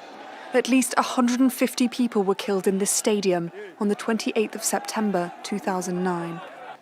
It started off as a demonstration against Guinea's then military ruler, Moussa Dadis Camara. Pro-democracy protesters gathered to pressure Camara not to stand for election the following year, but it quickly turned into a bloodbath. Prosecutors say security forces committed a massacre and raped dozens of women. I find it very painful coming back here. I relive everything that happened. It still rattles me. No one has yet been held accountable for the crimes perpetrated that day. 11 men, including the former military ruler, have been put on trial. It opened on the massacre's 13th anniversary in 2022. Camara has denied all responsibility, putting the blame on errant soldiers. The 28th of September was carefully orchestrated. It was prepared from scratch. Camara seized power in December of 2008, just hours after then-President Lansana Conté died. He'd promised Ghanaians a return to order, an end to corruption, and that he wouldn't be running for president before changing his mind. The United Nations and the International Criminal Court have qualified the 2009 massacre as a crime against humanity, but survivors and family members are still waiting for justice to be served. In Nigeria, advocates with the International Federation of Red Cross and Red Crescent Societies are calling for urgent action to save the country from the brink of famine. The UN reports that over 15% of the population is currently undernourished, and that number is rising. Less food, more water. That's how 41-year-old Ruth David recounts the acute food shortage faced by her household and how they are coping. Life's been hard since the mother of three fled with her family to Abuja, Nigeria's capital city, after a deadly Boko Haram attack on their village in Borno State, northeast Nigeria. But you will not eat that you will satisfy. We don't eat to satisfy our hunger. We just manage. We cook small, add a lot of water to it, the children will sleep, and we know we have survived that day until the next day. That is the way we are manage the food. After over a decade of living in a camp for internally displaced persons, or IDPs, David still relies on food donations to feed her children. David says things are worse now as food donations to the IDP camp from humanitarian organizations have dwindled due to the tough economic situation in Nigeria. But now, they are not coming like... Now they are not coming. It takes like 6 months. We don't share food at our store. They are not coming with food again. They are not coming with food again. As of September this year, there were an estimated 24.8 million food insecure people like David countrywide, according to the UN. This year, the Global Hunger Index, a European charity tracking hunger globally, found that Nigeria ranks 109 out of 125 countries. The index's parameters assessed undernourishment, child stunting, wasting, and mortality. Climate devastations, inflation, and insecurity are the major drivers of food insecurity in Nigeria. Hopewell Munyare, operation manager at the International Federation of the Red Cross and Red Crescent Societies, says recent global conflicts and disasters are adding to the lack of response to the needs in the country. Our efforts will always be, competing with other interests. For instance, we have the Russia-Ukraine war, which has its own impacts on Nigeria and the rest of Africa in terms of food insecurity. There's a critical issue around that. We have now the Israeli-Pakistani war, which is also happening. We have situations of like the Syria-Turkey earthquake that happened. So in those areas, those immediate or urgent disasters where resources usually would tend to quickly go also affects our resource mobilization. The Nigerian government declared a state of emergency for food insecurity in July 2023. Humanitarian agencies have continued to scale up health and nutrition interventions to the most vulnerable communities. Humanitarian advocates like Munyari are urging the government and stakeholders to map out long-term strategies to attain food security and halt the hunger crisis. It's 26 minutes after 7. We've come to the end of our international news. Thank you for staying with us. Let's take a break. When we return, we will come back with Chief Pico with the police report, weekend police report.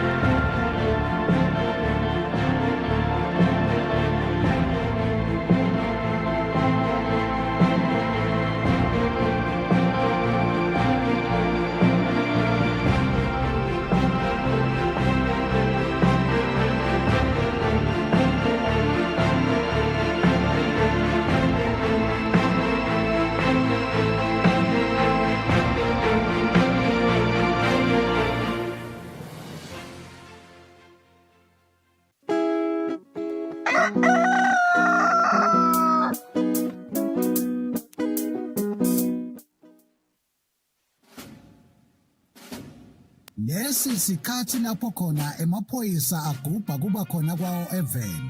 Kulapho kukuthathwa khona sive ukuthi sike sihlale phansi sibuke bumcoka bemaphoyisa empilweni yabantu. Siphindze sibuke indlela letinsha tekuphepha kubo bonke bucala lobuveta sihloko. Sive sakangwane siyakhunjutwa ukuthi singawafaki emaphoyisa etinkulumeni tepolitiki ngoba liphoyisa alingeni futhi alingenelani nepolitiki. Emaphoyisa alwa nebucala netingoti temgwaco kuphela nje. Ingako emaphoyisa athi wonke umuntu eveni akahlale ngaphandle kwekunceneka ukuthi angahle ahlaselwe tilwane tasendle. Umuntu lohlala Eswatini akatiphilele atisebentele ngaphandle kwekwesaba kuhlaselwa kwemucwa nekucekelwa phansi kwempahla yakhe. Nawe wena lophathekile emaphoyisa athi digulele kahle uze uphile ngaphandle kwekuphatamiseka. Lokungenteka ngekuthi tidlova tingene tihlasele labo labakunakekelako kuleyo ndlu. Sive lesihlakaniphile nguleso lesiphakamisa kusebenta kwemaphoyisa nabo bonke labalwa nebucala. Ngale kwaloko timbungushe tiyawuwangenela emazinyane kungenamuntu ekhaya. Lo mlayeto niulethelwa ngemaphoyisa embube abambisene nomsakato wetithombe.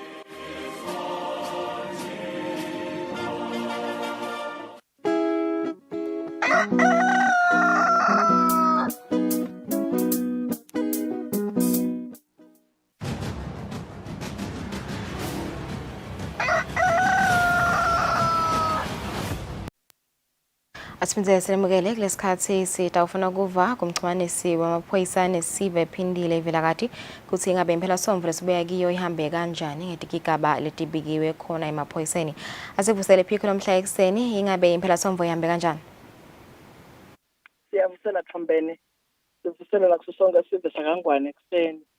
Sibonga kakhulu ukubambisana kulandzela ukuthi sibuya kuyo imisebenzi lemikhulu lefaka ekhathi umsebenzi lobo khona lapha esibayeni. La sibone khona sonke sive sikhona kujika ngendlela lephisile kuyofika khona ezindaweni tabo. Siyabonga kuNkulunkulu, siyabonga nakubashayeli labasibambisako imisebenzi efana nale. Nakusoke sive ngoba nasi siyasifaka sandla ekutheni konke kube impumelelo usachubekayo nemisebenzi. Kuyoke impela sonto sibe nato ke digigaba lapha nalapha. Angisho Thombeni ukuthi sikhathatekile kakhulu ngendlela abantu labashiya ngayo emhlabeni. Ngendlela lekubulawana ngayo emhlabeni nangendlela abantu labatibulala ngayo. Nasibuka leti nombolo lesi-4 kuvela sisho kona ukuthi kukhona mhlambe lekufuna ukuthi silive sikubukisise sitame nekukulungisisa. Ngikhuluma nje lapha esiteki kube nenvotelene iminyaka lengu-32 kuzala lesishiya emhlabeni emva kokuba kokuthi dade loneminyaka lengu-23 babe nekungaboni ngasolinye agcine amchilida ke wawela ejeni la ebelashwa khona esibhedlela eGood Shepherd wagcina ke asishiya khona emhlabeni. Lokusho kona ukuthi kuyadinga ukuthi sihlolisise into ezithithe silive. Kani ke esipiki khona kube nemeda umuntu longatiwa ugcina alethwa lapha esibhedlela asavele amabondobonzo angakhulumi. Leke uthi aselashwa wagcina afile. Kuyabonakala ukuthi bekashayiwe ke umtimba wonke. Kanti ngemgcibelo khona savuka sinadzadze nabhoti laba hlala ndzawonye noma labathathene lapha eNgwane Park labagcina balimatana nabo dzadze washona kanye naye bhoti wagcina ashonile. Kuyavakala ke ukuthi ngoba nekukhala kwaso sibhamu mahlandla lathide wagcina ke sekutholakala ukuthi sekube nekushiya emhlabeni kwabo. Kanti ke sibona futhi sekuqalile timphawu tekuganga letivamisile ke ngalesikhathi leti nasekuphela wona umnyaka lapho khona siba nekulahleka kwetimali ngetindlela letehlukehlukene. Ungaba nje sicela bosomabhizinisi ukuthi vele abawahlahle kakhulu emehlo kulamalanga banake abantu labangabati nabo futhi uma ngabe bangakhona ukuthi baqinise akabo security ngetindlela letehlukehlukene abende njalo nekuseva kwetimali akube into le frequent ingahlali imali ebhizinisini ibe yinengi kakhulu le batawuthi ngabe ba-attack abakhona ukuthi ba-benefite asichubeke siyithathe siyifake emabhange iphephe imali yethu njengalokhu kuthi ngalesihlanu emini lapha enhlangano emajaha lamathathu lebekahlomile aphelele ahlasela sitolo athatha imali lenganga 11,650 emalangeni ngenhlanhla vele bayakhuthateka laba bekunene ukuthi bayiseve vele le mali lokusho ukuthi ingasiyo leyiningi ngaleso sikhathi noko ke sive sasenhlangano sasukuma vele sasukumela eTulu sabahlasela laba bekunene sabathola lapho ke sabe sesiyabashaya ke noko sikhuluma nje basesibhedlela baselashwa lababili babo lo namunye ke usachubeka nekufunwa sitholeke ukuthi lamajaha lamabili la aseveni labo makhelwane beketile vele etshele lokutohlasela kuyavama ke kakhulu lokhu kakhulu kade emabhizinisini lawa laseceleni kwayo imincele siyacela ukuthi vele asinake kakhulu sibo somabhizinisi ngebantu labehlaba enyuka etindzaweni tekusebentela siphinde futhi zathi sitigase ngendlela leqinile kunasemihleni sikhumbule labo labaphethe imali lezinhlangano ukuthi nabo ngilabanye labaye bahlaseleke ngesikhathi setinje abele siqiniseko sekubuka indzaba zekuphepha sifisele wonke umuntu liviki lelihle sisaliqala siyabonga kakhulu Thombela. Sibakakhulu Phiko kusiniketelo yombiko wayo impela somfo asibahlo etemakethana sibuya sitabe siteka tindzaba tetemidlalo lebetendeka kule mpela somfo.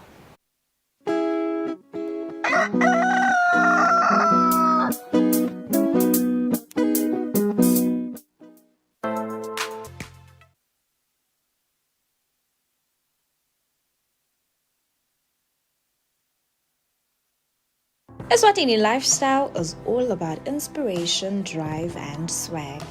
Eswatini Lifestyle is informative and fun while covering all aspects of life, be it people, places, and trends in the kingdom of Eswatini. We got you covered.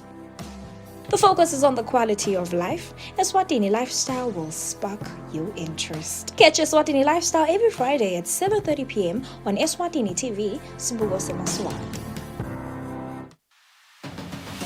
What do you think the best part of traveling is? Is it the food, or is it the conversation, or is it the sights and sound?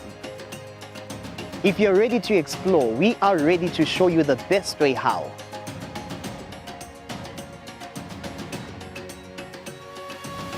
We'll give you access to the best luxury getaway sites in the kingdom of Eswatini, and of course show you vacation sites that suit your budget, because you do not need a lot of money to actually have a great time. Join us on the next adventure on Buhle Bethu, only on Eswatini TV.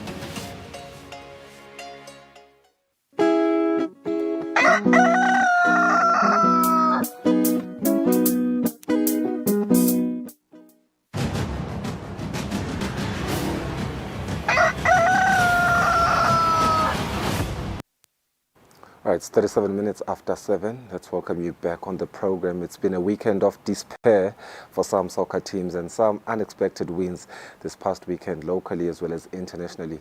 Locally, Sibonege Imadlenya Gutsai number 1. They're no longer at the top of the log standings following a goalless draw with 9th position Ilovo.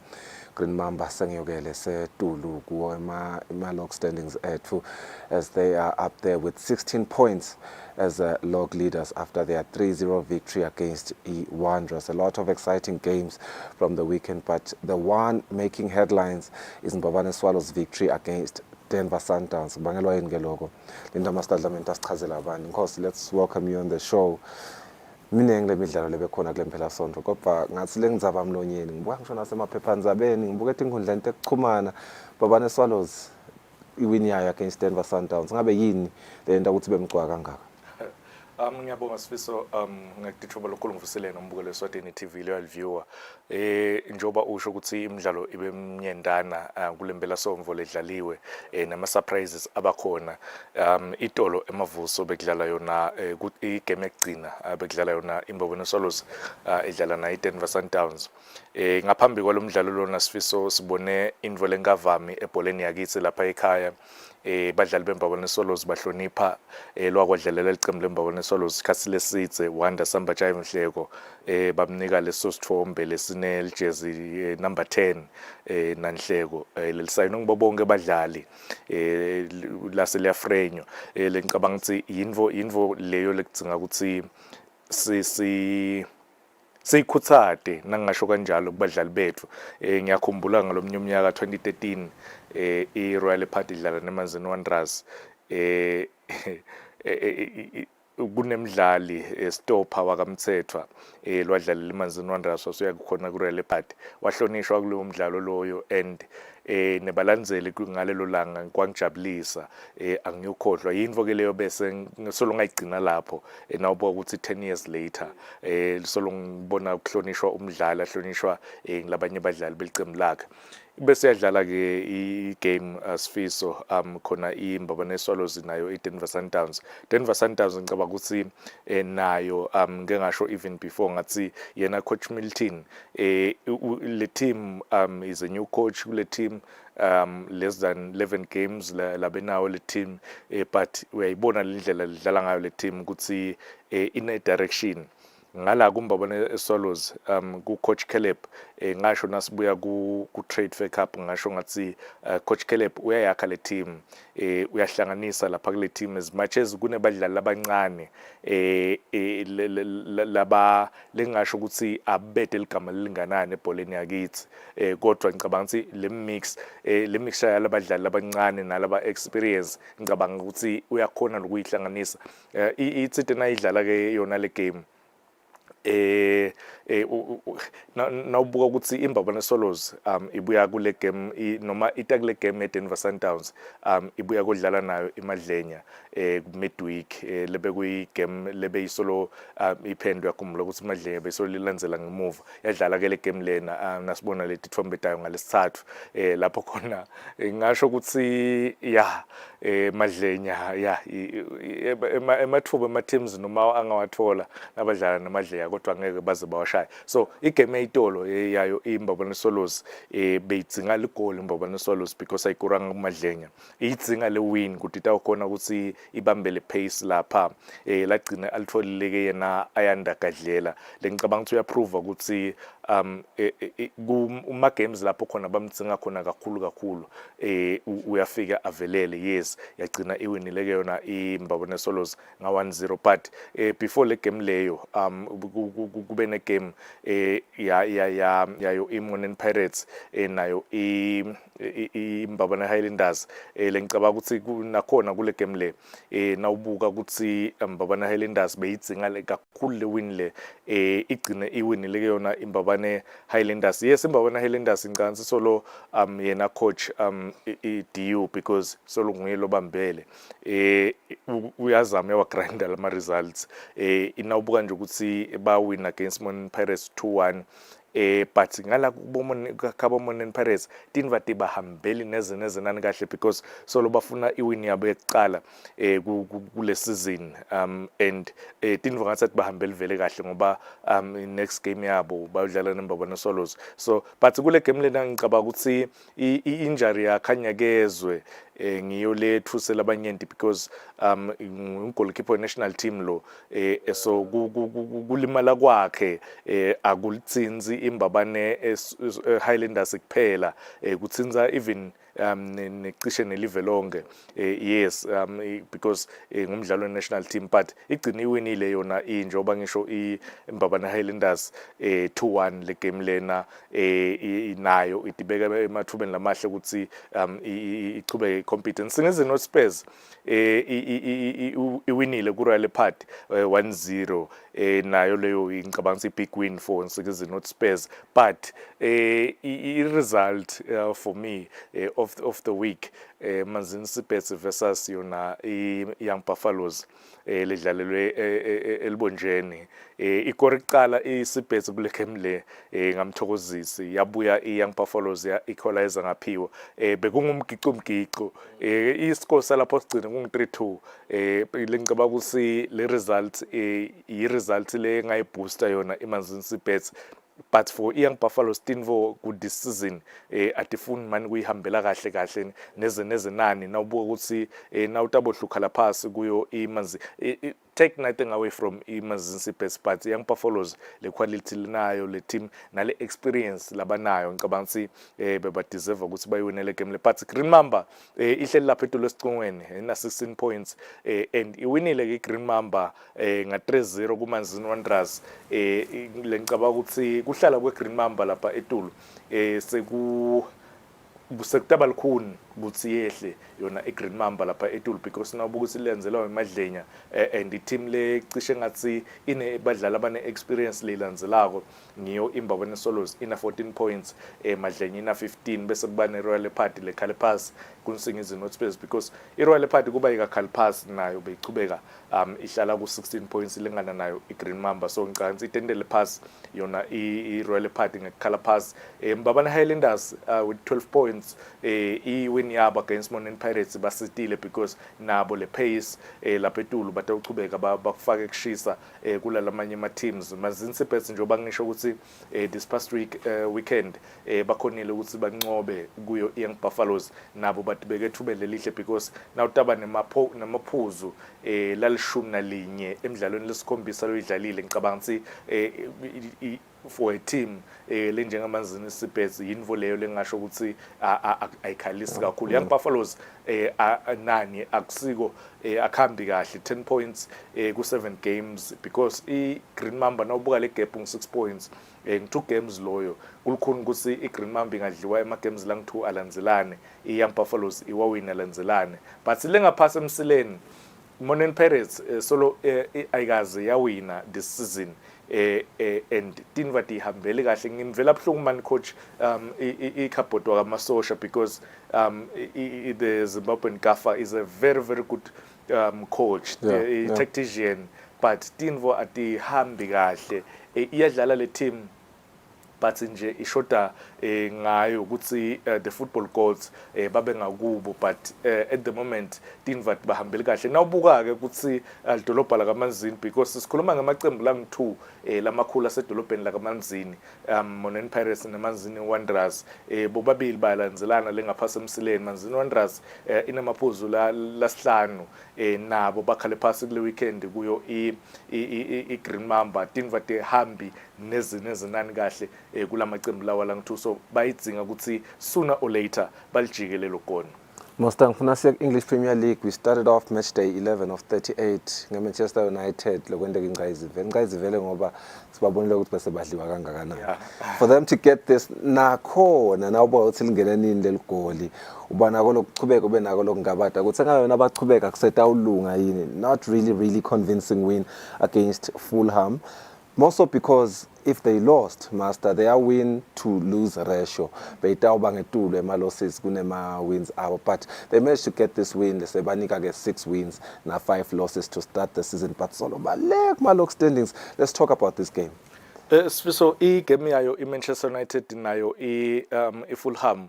Sifiso njoba usho ukuthi iManchester United late in the game yena lo captain walo lelicembu Bruno Fernandes uthola igoli lekunqoba lomdlalo yagcina iwinile yona iManchester United nga 1-0 and sekwesibili ke Sifiso kulandzelana ukuthi iManchester United nga iCraven Cottage ekhabo Fulham ifike ithole ilate win because na last season be draw 1-1 wafika nangikhumbula kahle nganacho wafika wathola igoli lekuwina so na this past weekend iwinile yona iManchester United ku Fulham nga 1-0 but kulamanye ama games nawubuka ukuthi ama games ladlaliwe Manchester City on Saturday ngicabanga ukuthi yadlala kahle kakhulu yona iManchester City yashaya emagoli lasithupha lengasho ukuthi iManchester City as much as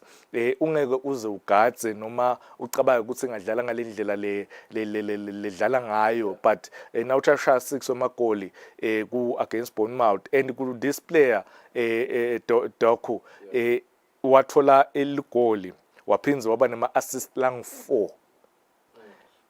Thing master bengibuka nje the scorers list lapha igama la Haaland aliveli and Guardiola nakamkhokha nge first half what statement is he putting out kukhokha Haaland ngalesikhathi lesina ukuthi nje Haaland vele angakori ebesithi kore 6 goals akavami lo. Yeah, akavami Sifiso, and Haaland solo ngicabanga ukuthi umdlali understand Haaland kakhulu nguKevin De Bruyne and akekho, and nawubuka the way labadlala ngayo because yena Doku lendlela ladlala ngayo style of play sakhe nabo Bernardo Silva sihlukahlukile kancane.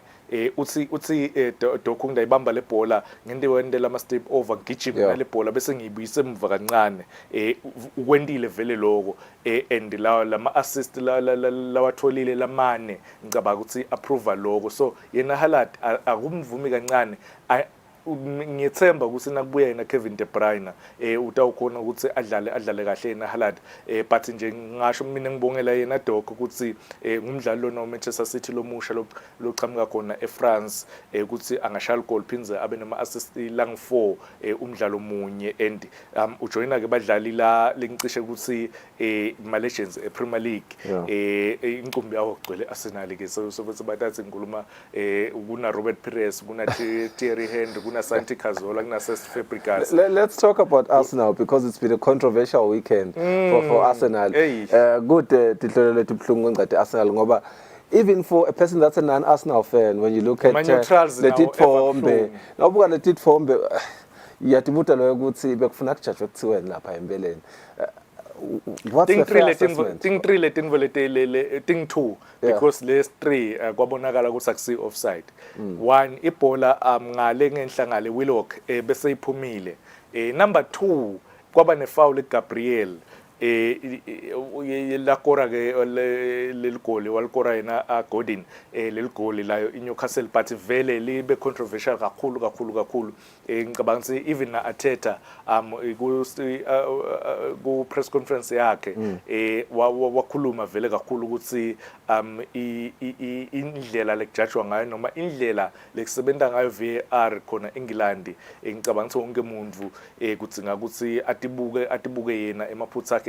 Arsenal yakhokha statement itolo ukuthi yamsupporta yena Arteta kulala kushido vele ku embarrassing ukuthi I best league emhlabeni ingajajelwa kanje, but ke Sifiso ngicabanga ukuthi it water under the bridge for Arsenal nabo balandzeli bayo Arsenal ikhale phasi ngaba 0 bekuyi illuze yekuqala kule season yayo iArsenal for iNewcastle abakangenisa emagoli ekhaya imidlalo lemine kulandzelana lengicabanga ukuthi indvo leyo le positive ngakuyo yona iNewcastle, but itolo bekudlala yona iNottingham Forest idlala nayo Aston Villa team lena yena Unai Emery la khombisa ukuthi besayihlanganisile, but iNottingham Forest ikhonele ukuthi ibashaye itolo. Luton Town versus Liverpool bekumadima la kulomdlalo lona Sifiso, iLiverpool ivakashele yona iLuton Town kokuqala emlandweni wayo kuPremier League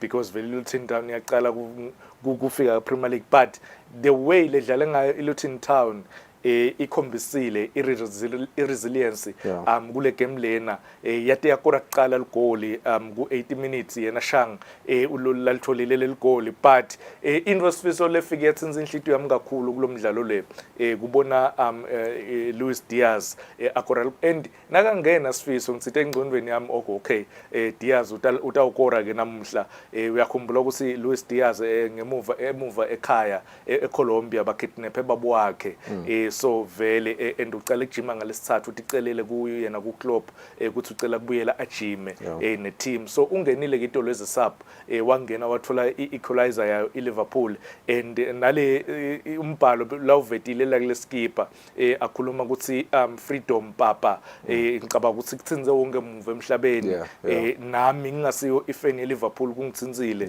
nangibona lokho because vele sivelana nawo umndeni waka Luis ukuthi bangamthola yena baba Luis Diaz aphila akahle assessment lesikahle letikela mkhuba timletse aphila. Yeah, it's quite unfortunate. You have to play through this whole thing happening ku family yakho. I want us to look at the log standings, Master, because we see Manchester City la phezulu nyalo esiqongweni. Konke kungashintsha nga 10 p.m. nomhla ebusuku as Chelsea plays against Tottenham Hotspur. Tottenham is playing at home, but the deal is Chelsea hasn't been playing really well this season. In fact, nje yeah, but kubhlungu Chelsea. But we don't know what's going to happen. It's a big game. It's a London derby. Yeah. What prediction do you have for this game? Should Manchester City be happy that balaphetulu and taqhubeka njalo invest? Kulukhuni isifiso ukuthi iManchester City ngichubeke belapha etulu ingadlali after igame yanamuhla. Ngikhulunyiswa yini lokhu isifiso ukuthi iTottenham Hotspurs sekulicembu lokuphela kwalo. I hate to say this. Sekulicembu lokuphela kwalo ukuthi lingakhalphasi ku-league yalonyaka kulandzela ukuthi Arsenal ikhalphasi kuNewcastle. But iChelsea ngale ngicabanga ukuthi nayo ibuya ku-defeat ku-Brentford nga 2-0 namhla ke ivakashela yona iTottenham khona ku-Spurs Stadium. So ngicabanga ukuthi igame lena njoba usho ukuthi London derby ayizange ke sayibelula iLondon derby iyahlale inamagoli iLondon derby. So sikathile nje ukuthi namuhla lokungenani amagoli amabili ashaywe kulomdlalo lo, but vele ema-odds onke akhomba ukuthi iTottenham itawina, but njoba ngisho ukuthi i-derby and iChelsea bakhona bo Sterling badlali labane experience, bakhona bo Caicedo, bakhona bo Enzo Fernandez, bakhona bo Palmer. On paper iChelsea nawuyibuka nawungathi nje awukazoyibukela iliga lonyaka uthi ubuka abadlali nabo ucabanga ungabuka ukuthi okay Chelsea itayiwena le game le, but iform ikhomba iyona iTottenham Hotspurs ukuthi ingayiwina le game lena. Mina nje le game lena ngiyibona 3-1 in favor of yona iTottenham Hotspurs. Yes, 3 goals. It's so funny you say 3-1 in favor of Tottenham, because if you look at their 5 head-to-head matches, Chelsea ihamba embili nga 3-1. Idashika ke letini bona mhla Tottenham 3-1 kuyo iChelsea. It's going to be interesting indeed. Tottenham won the last game against Chelsea 2-0, but in the last 5 matches Chelsea won 3 as Tottenham only won 1, and they drew kulelenye asathi ukuthi tawende kani nga 10. Ngifuna nje kuveta declaration in front of everyone ukuthi I do not believe that Tottenham is going to win 3-1. We are going to master style and siphinde sibone ukuthi who was wrong and who was right, but history says I've been right most of the time. Am I wrong there, Master? Hayi akufuna ukuvumela ngoba mina 99% ngihlala correct except now Bechenam. Master, quickly, La Liga, Sibiagwe weekend, you've been saying we should watch out for Girona. Yeah, it's been an exciting weekend nakona La Liga, especially because Le Girona, I'm looking at the results. They continue to play really well, but Real Madrid Rayo Vallecano and a goalless draw nakona. You do expect this Real Madrid's going to score. What has been your impression La Liga this weekend? Sifiso no buka ukuthi igame kwaqala yona Atletico Madrid yadlala yakhala phasi ngalesihlanu 2-1 be away, but njoba usho ukuthi iReal Madrid idrawile 0-0 yangakhona ukora kule game le against yona iRayo Vallecano. Ngicabanga ukuthi le result le ayibe kahle yona iReal Madrid, because uyayogatsa ukuthi nawudlala nabo especially nawudlala ekhaya uthola ukuthi utawina, but Barcelona ikhonile ukuthi yona away ikhona ukuthi kuReal Sociedad ikore ligoli iwine ngaloyo 1-0. Ngicabanga ukuthi yona itibeke advantage, but Ginora njoba ngisho sike sasho before ngathi le team is set out surprise labanengi, because they play as a team.